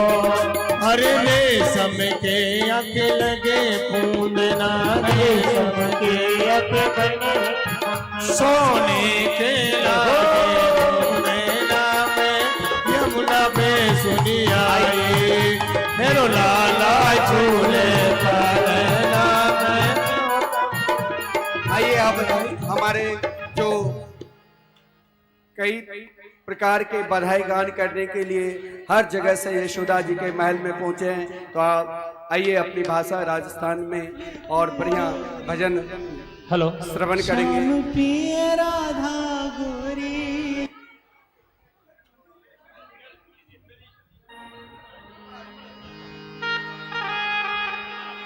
सबको ताली सेवा कराते हुए अपनी भाषा राम जय जय श्री राधे। यशोदा मारे हुए लाल बधाई सारे भगतान ने, यशोदा मारे हुए लाल बधाई सारे भगतान ने, यशोदा मारे हुए लाल बधाई सारे भगतान ने। बोलो यशोदा मारे हुए लाल बधाई सारे भगतान ने।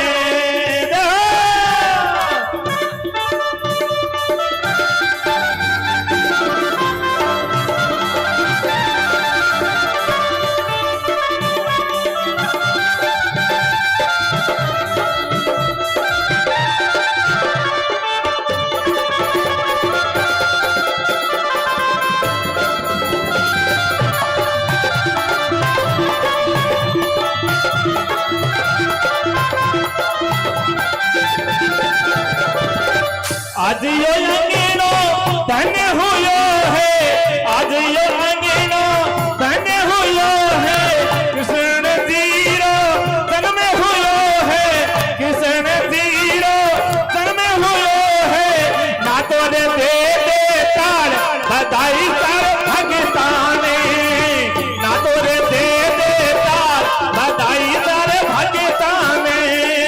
यशोदा मारे हुयो लाल बधाई सारे भगताने।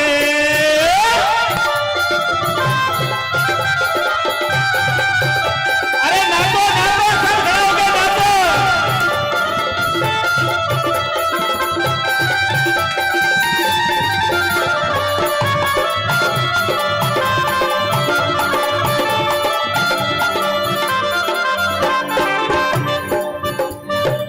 खुशी खबरिया सबने सुनावा, खुशी खबरिया सबने सुनावा, तुम्हारे नाता में तो मौज मनावा, तुम्हारे नाता में तो मौज मनावा।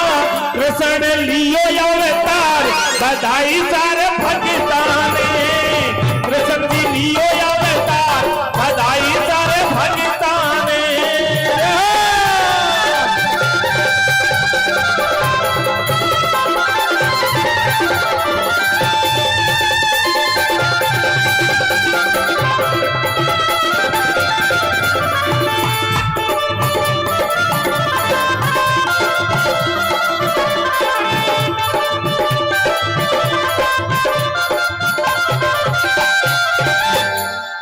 मेला में अंगीनो अंगना में पल्लेनो, मेला में अंगीनो अंगना में पल्लेनो, पलने में झूले माता यशोदा रो लल्लेनो, पलने में झूले माता यशोदा रो लल्लेनो।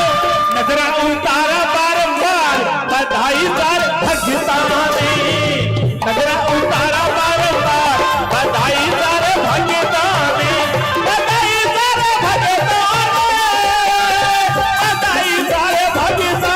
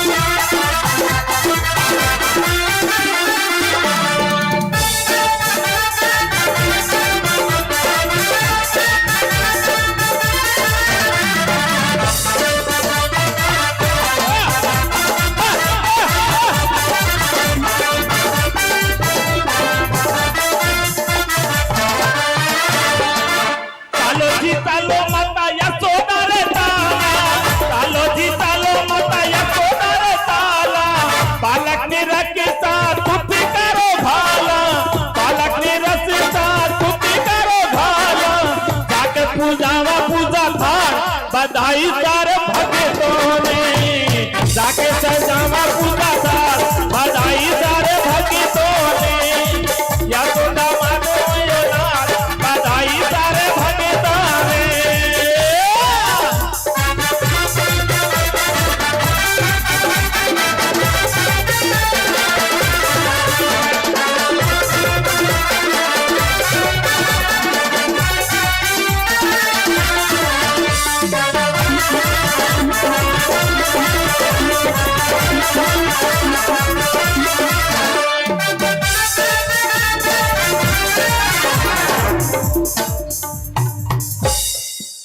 मेरे बांके बिहारी लाल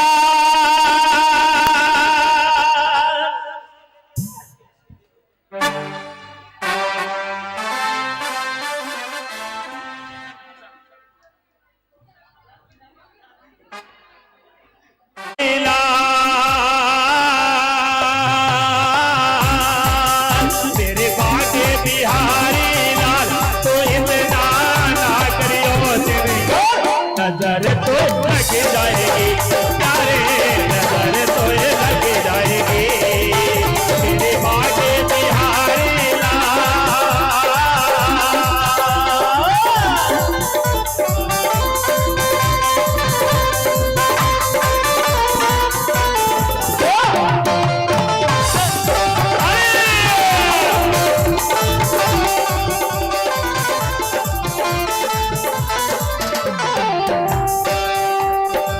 तेरी बोरलिया पे मन मेरा अटका तेरी बोरलिया पे मन मेरा अटका प्यारा लगे तेरा पीला पतका प्यारा लगे तेरा पीला पतका तेरी तेरी मेरी साल तेरी तेरी मेरी साल तो इतना ना करियो नजर तो लग जाएगी प्यारे नजर तो लग जाएगी मेरे बागे बिहारी लाल मेरे बागे बिहारी लाल तो इतना ना करियो नजर तो लग जाएगी प्यारे नजर तो लग जाएगी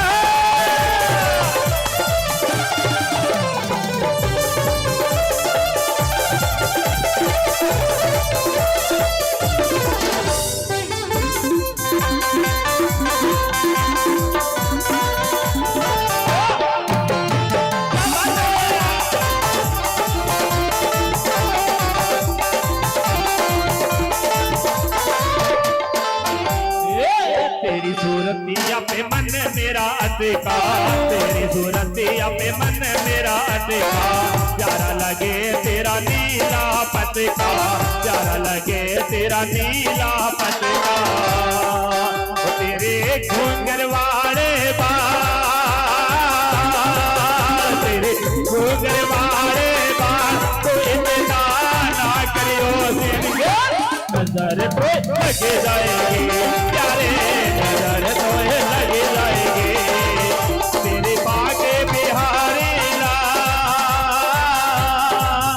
मेरे बागे बिहारी लाल तो इतना ना करियो नजर तो लग जाएगी प्यारे नजर तो लग जाएगी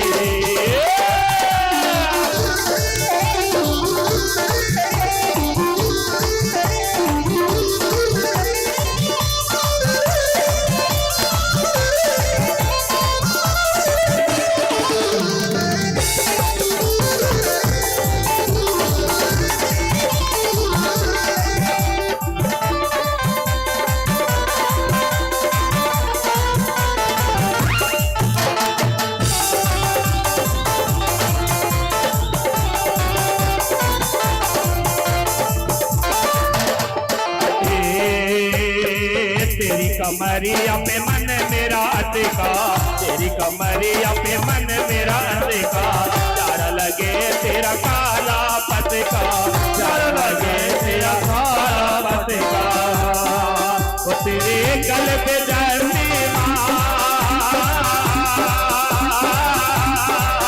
तेरे गल पे जैसी तो इतना ना करियो नजर तो लग जाएगी यारे नजर तो लग जाएगी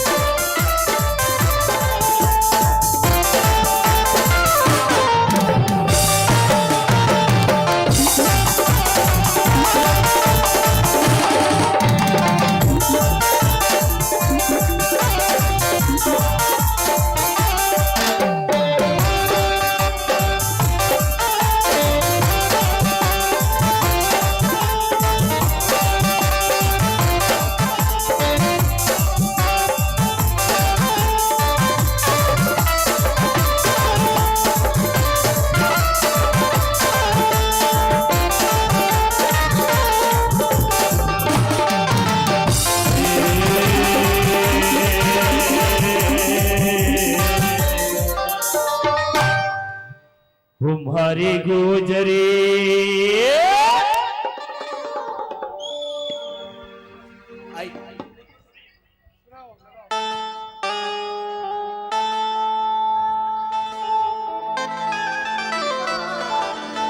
आइए आप ब्रज के सुंदर बधाई के आनंद लीजिए सारे मैया यशोदा जी के लल्ला हो गया मैया यशोदा जी के लल्ला हो गया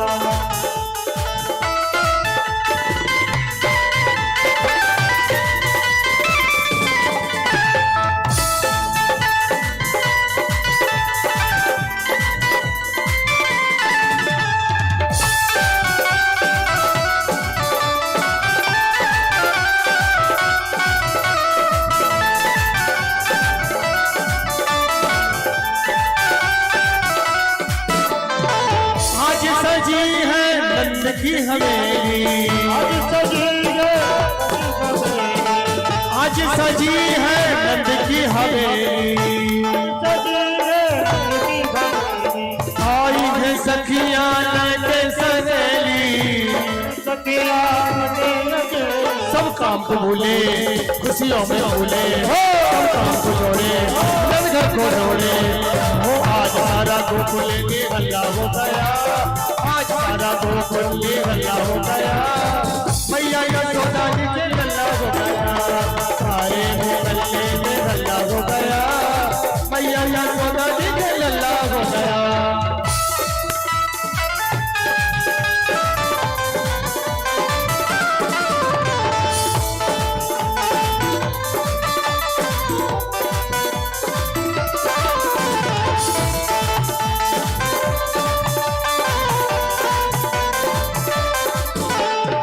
चांदी का झूला है रेशम की डोरी रेशम की डोरी चांदी का झूला है रेशम की डोरी रेशम की डोरी मैया झुलाए रही राधा के डोरी मैया झुलाए रही डोरी मैया झुलाए रही राधा के लोरी कोई थाल बजावे कोई मंगल गावे परमेश्वर छोटा लल्ला हो गया मैया यशोदा जी के लल्ला हो गया सारे मोहल्ले में लल्ला हो गया मैया यशोदा जी के लल्ला हो गया मैया यशोदा जी के लल्ला हो गया मैया यशोदा जी के लल्ला हो गया नंद के आनंद भयो जय कन्हैया लाल जी